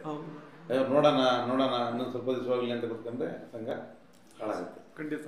ಅಲ್ಲ ಯಾಕೆ ಕಾರಣಕ್ಕೆ ಬೋರ್ಡ್ ಅಂತ ಒಂದು ಮಾಡಿದ್ರು ಕೋಆಪರೇಟಿವ್ ಬ್ಯಾಂಕಲ್ಲಿ, ಅಂದರೆ ಕೋಆಪರೇಟಿವ್ ಸಿಸ್ಟಮಲ್ಲಿ. ಕಾರಣ ಏನಂತಂದರೆ ಬೋರ್ಡ್ ಇದ್ದಾಗ ಏನು ಮಾಡ್ತಾರೆ ಅಂದರೆ ಏನೇ ಆದರೂ ಕೂಡ ರಾಜಕಾರಣಿ ಆಗಿರ್ತಾರೆ. ಬೋರ್ಡಿಗೆ ಬರ್ತಕ್ಕಂಥ ಆಲ್ಮೋಸ್ಟ್ ರಾಜಕಾರಣಿಗಳೇ ಆಗಿರ್ತಾರೆ. ಅವರಿಗೆ ಸೊಲ್ಯೂಷನ್ ಗೊತ್ತು. ಕೊನೆ ಪಕ್ಷ ಇಲ್ಲಿಲ್ಲ ಹೊರಡಿಂದ ಏನೋ ತಂದದ್ರೊಳಗೆ ಏನಾದ್ರು ಮಾಡ್ಬಿಡ್ಬೋದು ಕಣಪ್ಪ, ಒಂದು ಕಾರ್ಯಕ್ರಮ ಮಾಡಿ ಏನೋ ಒಂದು ಮಾಡಿ ಅದನ್ನು ಅಧ್ಯಕ್ಷತನೋ ಅಥವಾ ಇನ್ನೊಬ್ಬರತನೋ ಮಾತನಾಡಿ ಸರಿ ಮಾಡ್ಬೋದು ಅನ್ನೋ ಕಾರಣಕ್ಕೆ. ಹಾಗಾಗಿ ಸಂಘಗಳು ನಡ್ಕೊಂಡು ಹೋಗ್ತಾ ಇದ್ದಾವೆ. ಸರ್ ನನಗೆ ಇಲ್ಲೆಲ್ಲಕ್ಕಿಂತ ಇಂಪಾರ್ಟೆಂಟ್ ಅಂದರೆ ನಾವು ಹಾಲು ಸಂಗ್ರಹ ಮಾಡ್ತಕ್ಕಂಥದ್ದು. ಈ ಹಾಲು ಸಂಗ್ರಹ ಮಾಡ್ಬೇಕಾದ್ರೆ ಏನಾಗ್ತದೆ ಅಂದರೆ ಈಗ ನನಗೆ ತಿಳಿದಾಗ ಅದು ತೀರ ಕಡಿಮೆ ಅನಿಸುತ್ತೆ. ಯಾರು ಮಾಡೋಕ್ಕೋಗಲ್ಲ ಕಲಬೆರಕೆಯನ್ನು. ಮೊದಲೆಲ್ಲ ಮಾಡ್ತಿದ್ರು. ನಾವೆಲ್ಲ ಚಿಕ್ಕವರಿದ್ದಾಗ ಡೈರಿಗಳಲ್ಲಿ ಈ ಶುಗರ್ ಮಿಕ್ಸ್ ಮಾಡ್ತಕ್ಕಂಥದ್ದು ಅಥವಾ ಡಿಗ್ರಿ ಬರ್ಲಿಕ್ಕೆ ಮತ್ತೇನೋ ಮಾಡ್ತಕ್ಕಂಥದ್ದು, ನೀರು ಮಿಕ್ಸ್ ಇವೆಲ್ಲವೂ ಇದ್ದು. ಇತ್ತೀಚೆಗೆ ನಮ್ಮ ಯಂತ್ರಗಳು ಅದೇ ಥರ ಇದ್ದಾವೆ. ಸೊ ಹೇಗೆ ಸರ್ ಕಲಬೆರಕೆ ಬಗ್ಗೆ? ಮಾಡಿದ್ರೆ ಈಗ ಮಿಷಿನ್ಸ್ಗಳಿದಾವೆ ಸರ್. ಹೌದು, ಅದರಲ್ಲಿ ಇಷ್ಟೇ ಪ್ರಮಾಣದಲ್ಲಿ ಇದಿದೆ, ಶುಗರ್ ಅಂಶ ಇದೆ, ಇಷ್ಟೇ ಫ್ಯಾಟ್ ಇದೆ, ಎಲ್ಲ 10 ಮಿನಿಟ್ಸ್ ಅಲ್ಲಿ ಗೊತ್ತಾಗುತ್ತೆ. 4-5 ಜನ ಸ್ಥಳೀಯರೇ ಅಲ್ವಾ ಎಲ್ಲ ಮೀಟಿಂಗ್ ಇದು ಬೋರ್ಡ್ ಇದ್ರ ಡೈರೆಕ್ಟರ್ಗಳು. ಆಗ್ಲೇ 4-5 ಜನ ಕರೆಸಿ ಅವ್ರ ಹಾಲನ್ನು ನಿಲ್ಲಿಸಿ ಕರೆಸಿ ಈ ತರ ಮಾಡಿದ್ದಾರೆ ಅಂತ ಹೇಳಿ ಅವ್ರಿಗೆ ಪನಿಷ್ಮೆಂಟ್ ಮಾಡಿರೋ ಅಂತ ಉದಾಹರಣೆಗಳು ಇದಾವೆ ಸರ್. ಹಿಂದೆ ಒಂದು 5-6 ವರ್ಷದಿಂದ ಕೆಲವರು ಮಾಡೋರು. ಉಪ್ಪು ಹಾಕಿರೋದಿರ್ಬೋದು, ಸಕ್ಕರೆ ಹಾಕಿರೋದಿರ್ಬೋದು, ಅದ 1 ದಿವಸ 2 ದಿವಸ ವಾರ್ನ್ ಮಾಡಿ ಹೇಳ್ತೀವಿ ಹಾಕಬೇಡಿ ಅಂತ ಹೇಳಿ. ಮತ್ತೆ ಕಂಟಿನ್ಯೂ ಆದ್ರೆ ಅವರಿಗೆ ಕರೆದು ಅವ್ರನ್ನು ಕರೆಸಿ ಹಾಲನ್ನು ಎತ್ತಿಡಿಸಿ ಇದನ್ನ ಹಾಲು ಒಕ್ಕೂಟಕ್ಕೆ ಕಳಿಸಿ ಎಲ್ಲ ಟೆಸ್ಟ್ ಮಾಡಿಸಿ, ಇವರು ಇಷ್ಟು ಶುಗರ್ ಹಾಕಿರೋದು ನಿಜ, ಇವರು ಇಲ್ಲ ಇಷ್ಟು ನೀರು ಜಾಸ್ತಿ ಹಾಕಿದ್ದಾರೆ ಅಂತಂದಾಗ ಅವರಿಗೆ ನೀವು ಇದೇ ತರ ಮಾಡ್ತೀರಿ ಅಂತೇಳಿ ಅವ್ರಿಗೆ ದಂಡ ಹಾಕಿರೋದು ಉಂಟು ಸರ್. ನಮ್ಮ ಸುಮ್ಮನೆ ಕಳಿಸಿದ್ರೆ ಬೇರೆ ರೈತರು ಏನ್ ಮಾಡ್ತಾರೆ, ಅವ್ರೇನು ಮಾಡ್ಲೇ ಇಲ್ಲ ಅವ್ರ ಹತ್ರ ಅಂತಾರೆ. ತಿಳುವಳಿಕೆ ಹೇಳಿ ಅವ್ರಿಗೆ ಒಂದು ಸ್ವಲ್ಪ ಪನಿಷ್ಮೆಂಟ್ ಅಂತಾನು ಹಾಕಿ ಅವ್ರನ್ನ ಒಳ್ಳೆ ದಾರಿಗೆ ತಂದಿದ್ದೀವಿ ಸರ್. ಈಗ ಎಲ್ಲರಿಗಿಂತ ಅವರೇ ಚೆನ್ನಾಗಿ ಬರ್ತಾ ಇದ್ದಾರೆ. ಇತ್ತೀಚಿನ ಅನಿಸಿಕೆ ಅಷ್ಟೊಂದು ಕೀಳ್ಮಟ್ಟದ ಇಳಿತಾ ಇಲ್ಲ ಈಗ. ಈಗೆಲ್ಲ ಮಿಷನರಿಲೇ ಗೊತ್ತಾಗುತ್ತೆ, ಈಗೆಲ್ಲ ಅದು ಇಲ್ಲೇ ಗೊತ್ತಾಗ್ಬಿಡುತ್ತೆ. ಹೌದು, ಮೊದಲೆಲ್ಲ ಹಿಂದೆಲ್ಲ ತುಂಬಾ ಆಗ್ತಾ ಇತ್ತಿದ್ದು, ಸೆಕ್ರೆಟರಿಗಳಿಗೆ ತುಂಬಾ ಕಷ್ಟ ಪಾಪ. ಸರ್, ಒಂದು ಒಕ್ಕೂಟ ಹಾಲು ಒಕ್ಕೂಟ ಅಂತ ಅಂದ್ರೆ ಅಲ್ಲಿ 100 ಜನ ಆಗ್ತಾರೆ ಅಂದ್ರೆ 100 ಜನದ ಮೈಂಡ್ ಒಂದೊಂದ್ ತರ ಇರುತ್ತೆ ಸರ್.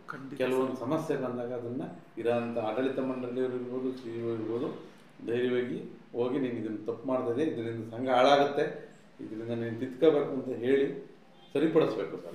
ಕನ್ವಿನ್ಸ್ ಮಾಡ್ಬೇಕು ಅವರಿಗೆ. ಅಂದ್ರೆ ಬಂಡ ಧೈರ್ಯ ಏನೋ ಆಗ್ಬಿಡ್ಬೋದು, ಇವತ್ತೊಂದು ಗೊತ್ತಾಗಲ್ಲ ಅಂತ ಮಾಡಿರ್ತಾನೆ. ಬಟ್ ಕನ್ವಿನ್ಸ್ ಆಗಿ ಅದು ವಿಚಾರ ಗೊತ್ತಾದ ನಂತರ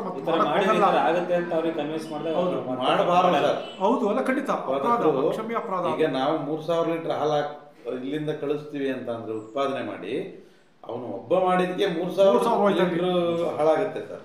ಅಲ್ಲಿ ಎಷ್ಟು ಲಾಸ್ ಬರುತ್ತೆ? 3000 ಲೀಟರ್ ಅಂದ್ರೆ ಅವನ ಉತ್ಪಾದನೆ 3000 ಲೀಟರ್ 3 ತಿಂಗಳಾಗಿರ್ಬೋದು. ಹೌದು, ಒಬ್ಬನ ಅನುಕೂಲ 10 ಜನಕ್ಕೆ ಅವತ್ತಿನ ಹಾಲು ಲಾಸ್ ಆಯ್ತು. ಲಾಸ್ ಆಗುತ್ತೆ 10 ಜನಕ್ಕೆ 3000 ಲೀಟರ್ ಹೋಯ್ತು. ಜೊತೆಗೆ ನಮ್ಮ ಒಕ್ಕೂಟದ ಜೊತೆಗೆ ಮೈನ್ ಒಕ್ಕೂಟಗಳು ಅದರಿಂದ ತೊಂದರೆ ಸಿಗ ನೋಡಿ, ಲಕ್ಷಾಂತರ ರೂಪಾಯಿ ಒಂದೇ ದಿವಸ ಲಾಸ್ ಆಗಿ ಹೋಗ್ಬಿಡುತ್ತೆ. ನಾವು ಇಲ್ಲಿಂದ ಕಳ್ಸಿರ್ತೀವಿ, ಅದನ್ನೇ ಅವ್ರು ಅದರಿಂದ ಬೇರೆ ಫುಡ್ ಏನೋ ಮ್ಯಾನುಫ್ಯಾಕ್ಚರ್ ಮಾಡಬೇಕು, ಅಲ್ಲಿ ಮಿಸ್ ಆಗ್ಬೋದು. ಅದು ಎಕ್ಸ್ಪೆನ್ಸ್ ಎಲ್ಲ ನಮ್ಮ ಸಂಘಕ್ಕೆ ಬರುತ್ತೆ, ಆ ಒಕ್ಕೂಟಕ್ಕೂ ಬರುತ್ತೆ. ಹೌದು, ಅಲ್ಲ ನಿಜವಾಗ್ಲೂ ಕ್ಷಮ್ಯ ಆಕ್ಷಲಿ ಅದನ್ನು ಮಾಡ್ತಕ್ಕಂಥದ್ದು ಒಂದು ಅಕ್ಷಮ್ಯ. ಯಾವುದೇ ರೈತರು ಕೂಡ ಇಂಥ ದುರ್ಮಾರ್ಗವನ್ನು ಹಿಡಿಬಾರ್ದು. ಅದ್ರ ಬದಲು ಹಾಲನ್ನೇ ಹೆಚ್ಚು ಉತ್ಪಾದನೆ ಮಾಡಿ ಟ್ರೈ ಮಾಡಬೇಕು. ಹಾಲು ಉತ್ಪಾದನೆ ಗುಣಮಟ್ಟದಲ್ಲಿ ಮಾಡ್ಲಿಕ್ಕೆ ಪ್ರಯತ್ನ ಪಟ್ಟರೆ ಅದು ಸಾಧ್ಯ ಆಗ್ತದೆ. ನಾವು ಹಾಲು ಹಾಲು ಜಾಸ್ತಿ ಆಗಬೇಕು ಅನ್ನೋ ಕಡೆ ನೀರು ಹಾಕೋದ್ರ ಬದಲು 2 ವರ್ಷ ಎಕ್ಸ್ಟ್ರಾ ಇಟ್ಕೊಂಡ್ರೆ ಅಷ್ಟೇ ಹಾಲು ಅವ್ರಿಗೆ ಬಂದೋಯ್ತು ಅಲ್ಲಿ. ಸರ್, ನನ್ನ ವಿಷಯಗಳು ಮುಗಿಯಕ್ಕೆ ಬಂದಿದೆ. ಸೊ ನೀವೇನಾದ್ರು ಹೇಳದಿದ್ರೆ, ನಾನು ಬಿಟ್ಟಿರ್ತಕ್ಕಂಥ ವಿಚಾರ ತುಂಬ ಇರುತ್ತೆ, ಯಾಕೆಂದರೆ ನಿಮ್ಮ ಸಂಘದ ಸಂಪೂರ್ಣ ವಿಷಯ ನನಗೆ ಗೊತ್ತಿರಲ್ಲ. ಸೊ ಹಾಗಾಗಿ ನಾನು ಬಿಟ್ಟಿರ್ತಕ್ಕಂಥ ವಿಚಾರ ನೀವು ಹೇಳಬೇಕು ಅಂತ. ಆಲ್ಮೋಸ್ಟ್ ಎಲ್ಲಾನು ಕೇಳಿದ್ದೀರಾ ನೀವು, ನಮಗೆ ಗೊತ್ತಿರೋದು ನೀವೇ. ಈಗ ನೀವು ಇಂಥವು ಎಷ್ಟು ಎಂಟ್ರಿ ಮಾಡಿರ್ತೀರಾ, ಹಂಗಾಗಿ ಮತ್ತೇನು ಹೆಚ್ಚಿಗೆ ಹೇಳೋಂಥದ್ದೇನಿಲ್ಲ. ನಾವು ಹೇಳೋದು ಅಷ್ಟೇ, ಕರೆಕ್ಟಾಗಿ ಯಾರೇ ಸೆಕ್ರೆಟ್ರಿಗಳಾಗಿರಲಿ ಬೆಳಗ್ಗೆ ಮತ್ತು ಸಂಜೆ ಹಾಲು ಟೈಮಿಗೆ ಇರಿ. ಆ ಟೈಮಿಗೆ ಫ್ರೀ ಮಾಡ್ಕೊಳ್ಳಿ. ಆ ಟೈಮಿಗೆ ಫ್ರೀ ಮಾಡ್ಕೊಂಡ್ರೆ ರೈತರಿಗೆ ಒಳ್ಳೆ ಹಾಲು ತಗೊಳ್ಳಿ, ಒಳ್ಳೆ ಜನಗಳಿಗೂ ಲಾಸ್ ಬರಲ್ಲ, ಒಕ್ಕೂಟಕ್ಕೂ ಲಾಸ್ ಬರಲ್ಲ, ಅಲ್ಲ ಸಂಘಗಳಿಗೆ ಲಾಸ್ ಬರಲ್ಲ. ಅವರಿದ್ದು ಅಳಿಸ್ತವ್ರೆ, ಸೆಕ್ರೆಟ್ರಿ ಅಳಿಸ್ತವ್ರೆ, ಟೆಸ್ಟರ್ ಎಲ್ಲ ಇದ್ದಾರೆ ಅಂತ ಅನ್ನೋದು ಎಲ್ಲಿಗೆಲ್ಲ ತರ್ತಾರಲ್ಲ. ಈಗ ಅವರಿಲ್ಲ ಅಂತ ಅಂದಾಗ ಅಲ್ಲೇ ಗುಸು ಅಂತಾರೆ. ಅವರು ಹೇಳ್ತಾನೆ, ಅವನು ಇವತ್ತು ಯಾರು ಇಲ್ವಂತೆ ಅಂತ ಹೇಳ್ಬಿಟ್ಟು ಸ್ವಲ್ಪ ನೀರು ಹಾಕಿ ಹೋಗೋಣ ಅನ್ನೋದು ಇರ್ತಿದ್ದೆ ರೈತರುಗಳಲ್ಲಿ. ಆ ಥರ ಇಲ್ಲ ಯಾರು. ಈಗ ಇದೆಲ್ಲ ಇಂಪ್ರೂವ್ ಆಗಿದ್ದಾರೆ, ಆದರೂ ಈ ಥರ ಎಲ್ಲ ಇರ್ತವೆ. ಅದರಿಂದನೇ ಲಾಸ್ ಬರ್ಬೋದೇನೋ ಅಂತ ನನ್ನ ಅನಿಸಿಕೆ ಸರ್. ಅಷ್ಟೇ. ನೌಕರಿಗೆ ಆ ಥರ ಹೇಳಕ್ಕೆ ಇಷ್ಟಪಡ್ತೀವಿ ಸರ್. ಅವರೇ ಇದ್ದು ಬೆಳಗ್ಗೆ ಸಾಯಂಕಾಲದಿಂದ ಅಳಿಸಿ ಮತ್ತೆ ಅಷ್ಟೇ ಸರ್. ಕ್ಲೀನಾಗಿ ಕೇಳಿ ಅಂತ ಹೇಳ್ತೀವಿ ಅಷ್ಟೇ ಸರ್. ನನ್ನ ಕೊನೆಯ 2 ಪ್ರಶ್ನೆ. ಒಂದು, ನಿಮಗೆ ಅಧ್ಯಕ್ಷರಾಗಿ ನಿಮ್ಮ ಕಾರ್ಯದರ್ಶಿ ಬಗ್ಗೆ ಮಾತಾಡೋದಾದ್ರೆ ಸರ್. ಕಾರ್ಯದರ್ಶಿಯವರು 88ರಿಂದಲೂ ನಡೆಸ್ಕೊ ಬಂದಿದ್ದಾರೆ, 93ರಿಂದ ನಡೆಸ್ಕೊ ಬಂದಿದ್ದಾರೆ. ಅವರು ಯಾವುದೇ ಥರ ಈ ಸಂಘದಿಂದ ಬೇರೆ ಥರ ಎಕ್ಸ್ಪೆಕ್ಟೇ ಮಾಡಲ್ಲ. ನೋಡಿ, ಅಲ್ಲ 93ರಿಂದ ಇಲ್ಲಿಯವ್ರಿಗೆ ಇದ್ದಾರೆ ಅಂತಂದ್ರೆ ಅವೆಲ್ಲವೂ ಕಾರಣ ಇಲ್ಲ. ನಮ್ಮ ಹಳ್ಳಿಗಳಲ್ಲಿ ಯಾವುದೇ ಕಾರಣಕ್ಕೆ ಸುಮ್ಮನಿರಲ್ಲ. ಒಂದು 50 ಲೀಟರ್ ಹಾಲು ಉತ್ಪಾದನೆಯಿಂದ ನಾವು 3300 ಲೀಟರ್ ಹಾಲು ಉತ್ಪಾದನೆವರೆಗೆ ನಾವು ಅದನ್ನು ಡೆವಲಪ್ ಮಾಡಿದೀವಿ ಅಂತಂದ್ರೆ ಶ್ರಮ ಇದೇ ಇದೆ ಸರ್. ಈಗ ಶ್ರಮ ಇಲ್ದಲೇ ಅದು ಸಾಧ್ಯ ಇಲ್ಲ. ಯಾರೋ ತರ್ತಾನೆ, ಅವ್ನು ನಾಲ್ಕು ಹಾಕಿ ಹೋಯ್ತಾನೆ ಅಂತ ಸಾಧ್ಯ ಇಲ್ಲ. 1 ಲೀಟರ್ 2 ಲೀಟರ್ ಮಾಡಲೇಬೇಕು. ಆಗ ಮಾತ್ರ ಅದು ಇಷ್ಟೊಂದು ಇನ್ಕ್ರೀಸ್ ಆಗಲಿಕ್ಕೆ ಸಾಧ್ಯ ಆಗ್ತದೆ. ಸರ್, ಅಂತಿಮವಾಗಿ ನಿಮ್ಮ ಏನು ಆಡಳಿತ ಮಂಡಳಿ ಬಗ್ಗೆ ಮಾತನಾಡೋದಾದರೆ, ಅಧ್ಯಕ್ಷರಾಗಿ ಆಡಳಿತ ಮಂಡಳಿ ಸಂಬಂಧ ಜೊತೆಗೆ, ಏಕೆಂದರೆ ನೀವೊಂದು ಕಡೆ ಕೇಳ್ಕೊಂಡವ್ರು ಅವ್ರೊಂದು ಕಡೆ ಹೇಳ್ಕೊಂಡ್ರೆ ಸರಿಯಾಗಲ್ಲ. ಕೂತ್ಕೊಂಡು ವಿಚಾರಲ್ಲಿ ಆಗಲೇ ಹೇಳ್ತಿದ್ದೆ, ನಾವು ಎಲೆಕ್ಷನ್ ಮಾಡಿಲ್ಲ ಸರ್ ಅಂತ. ಆ ಥರ ಇರಬೇಕು ಸಂಘಗಳು. ಒಂಥರ ಚುನಾವಣೆ ಆಗಬಾರ್ದು. ಕೋಆಪರೇಟಿವ್, ಗ್ರಾಮ ಪಂಚಾಯತಿ ಎಲ್ಲೂ ಚುನಾವಣೆ ಆಗಬಾರ್ದು ಅನ್ನೋದು ಆಕ್ಚುಲಿ ಒಂದು ಮೊದಲ ಮನಸ್ಥಿತಿ ಇದ್ದಿದ್ದು. ಬಟ್ ಎಲ್ಲ ಕಡೆ ಚುನಾವಣೆ ಆಗೇ ಆಗುತ್ತೆ. ಚುನಾವಣೆ ಆದರೆ ಸಂಘದಿಂದ 50-60 ಸಾವಿರ ರೂಪಾಯಿ ನಷ್ಟ ಆಗುತ್ತೆ. ಚುನಾವಣಾ ವೆಚ್ಚ ಭರಿಸಬೇಕಾಗುತ್ತೆ. ಹೌದು, ಖಂಡಿತ ಸರ್ಕಾರಕ್ಕೆ. ಹೌದು, ಮತ್ತೆ ಅವರು ಬೇರೆ ಅಮಿಷ ಓಟಬೇಕಾಗುತ್ತೆ. ಹೌದು, ಆಮೇಲೆ ನೀವು ಸುಮ್ಮನೆ ಜನ ಓಟ್ ಹಾಕಲ್ಲ. ಸೀಮಿತ ಮೆಂಬರ್ಸ್ ಇರೋರು, ಒಂದು 500 ಜನ 600 ಜನ ಮೆಂಬರ್ಸ್ ಇರ್ತಾರೆ. ಇದಕ್ಕೆ 1000 ಇಟ್ಕೊಳ್ಳೋಣ. ಆಗ 1000 ಜನದಲ್ಲಿ ನಿಮ್ಮ ಇದಕ್ಕೆ ಎಷ್ಟು ಬರ್ತಾರೆ ನೋಡ್ಬೇಕಲ್ಲ. ಅಲ್ಲಿ ಅವ್ರನ್ನೆಲ್ಲ ನೀವು ಪರ್ಚೇಸ್ ಮಾಡಲೇಬೇಕಾಗ್ತದೆ, ಅಥವಾ ಅವ್ನು ಪರ್ಚೇಸ್ ಮಾಡ್ತಾನೆ. ಏನಾದ್ರು ಒಂದು ಆಗಲೇಬೇಕು, ಗೆಲ್ಲಬೇಕು ಅಂದಾಗ ಅದು ಅನಿವಾರ್ಯ. ಹಾಗಾಗಿ ಒಂದು ನೀವು ಹೇಳಿದಾಗೆ ಚುನಾವಣೆ ಆಗಬಾರ್ದು. ಹಾಗಾಗಿ ನಿಮ್ಮ ಈಗ ಫ್ರೆಂಡ್ಸ್ ಇದ್ದಾಗೆ, ಚುನಾವಣೆ ಆಗಿಲ್ಲ ಅಂದ್ರೆ ಸ್ನೇಹಿತರಿದ್ದಾಗಿ ಇರ್ತೀರಾ. ಚುನಾವಣೆ ಆದ್ರೆ ಮಾತ್ರ ವಿವಾದಗಳಾಗ್ತಕ್ಕಂಥದ್ದು. ಸೊ ಹಾಗಾಗಿ ಏನ್ ಮಾಡ್ತಾರೆ ಅಂದ್ರೆ ಸರ್, ಎಲ್ಲರನ್ನ ಕೂರಿಸಿ ಎಷ್ಟು ಅಪ್ಲಿಕೇಶನ್ ಬಂದಿದ್ದಾವೆ ಕೂರಿಸ್ಬಿಟ್ಟು ಅವರು ಒಂದು ಡಿಸಿಷನ್ ತಗೋತಾರೆ. ಈ ವರ್ಷ ನೀವು ಇದೆಯಾ ಬೇಡ ಬಿಡು, ಇಲ್ಲ ನೀನು ನಡೆಸ್ಕೆ ಓದಿದ್ಯಾ ನೀನೇ ಇರು, ಆ ಥರ ಮಾಡಿ ಇಲ್ಲಿವರೆಗೆ ಎಷ್ಟೇ ಬೋರ್ಡ್ ಬಂದರೂ ಯಾವಾಗಲೂ ಎಲೆಕ್ಷನ್ ಮಾಡೋಕ್ಕೆ ಅವಕಾಶ ಕೊಟ್ಟಿಲ್ಲ ಸರ್ ಎಲ್ಲ ಇವರು. ಈಗ ಚುನಾವಣೆ ನಡೆದ್ರು ಸಮೇತ ಜನಗಳಿಗತ್ತು ಬುದ್ಧಿವಂತರಿರ್ತಾರೆ ಸರ್, ಈ ಒಕ್ಕೂಟನ ನಡೆಸ್ಕೊಂಡು ಹೋಗ್ತಾರೆ, ಇವರಲ್ಲಿ ಯಾವುದೇ ಕರಪ್ಷನ್ ಇಲ್ಲ ಅಂತ ಗೊತ್ತಾದಾಗ ಯಾರು ಏನೇ ಆಮಿಷ ಒಡ್ಡಿದ್ರು, ಯಾಕೆಂದ್ರೆ ಸಂಘ ಹಾಳಾದ್ರೆ ಅವ್ರಿಗೂ ಲಾಸ್ ಆಗುತ್ತೆ. 100% ಹೌದು. ಹಂಗಾಗಿ ಅವರು ಅದನ್ನು ಯೋಚನೆ ಮಾಡಿ ಸರಿಯಾದ ನಂತರ ಆಯ್ಕೆ ಮಾಡ್ತಾರೆ. ನಿಜಕ್ಕೂ ಒಂದು ಒಳ್ಳೆ ವಿಚಾರ sir. Okay sir, thank you. Okay.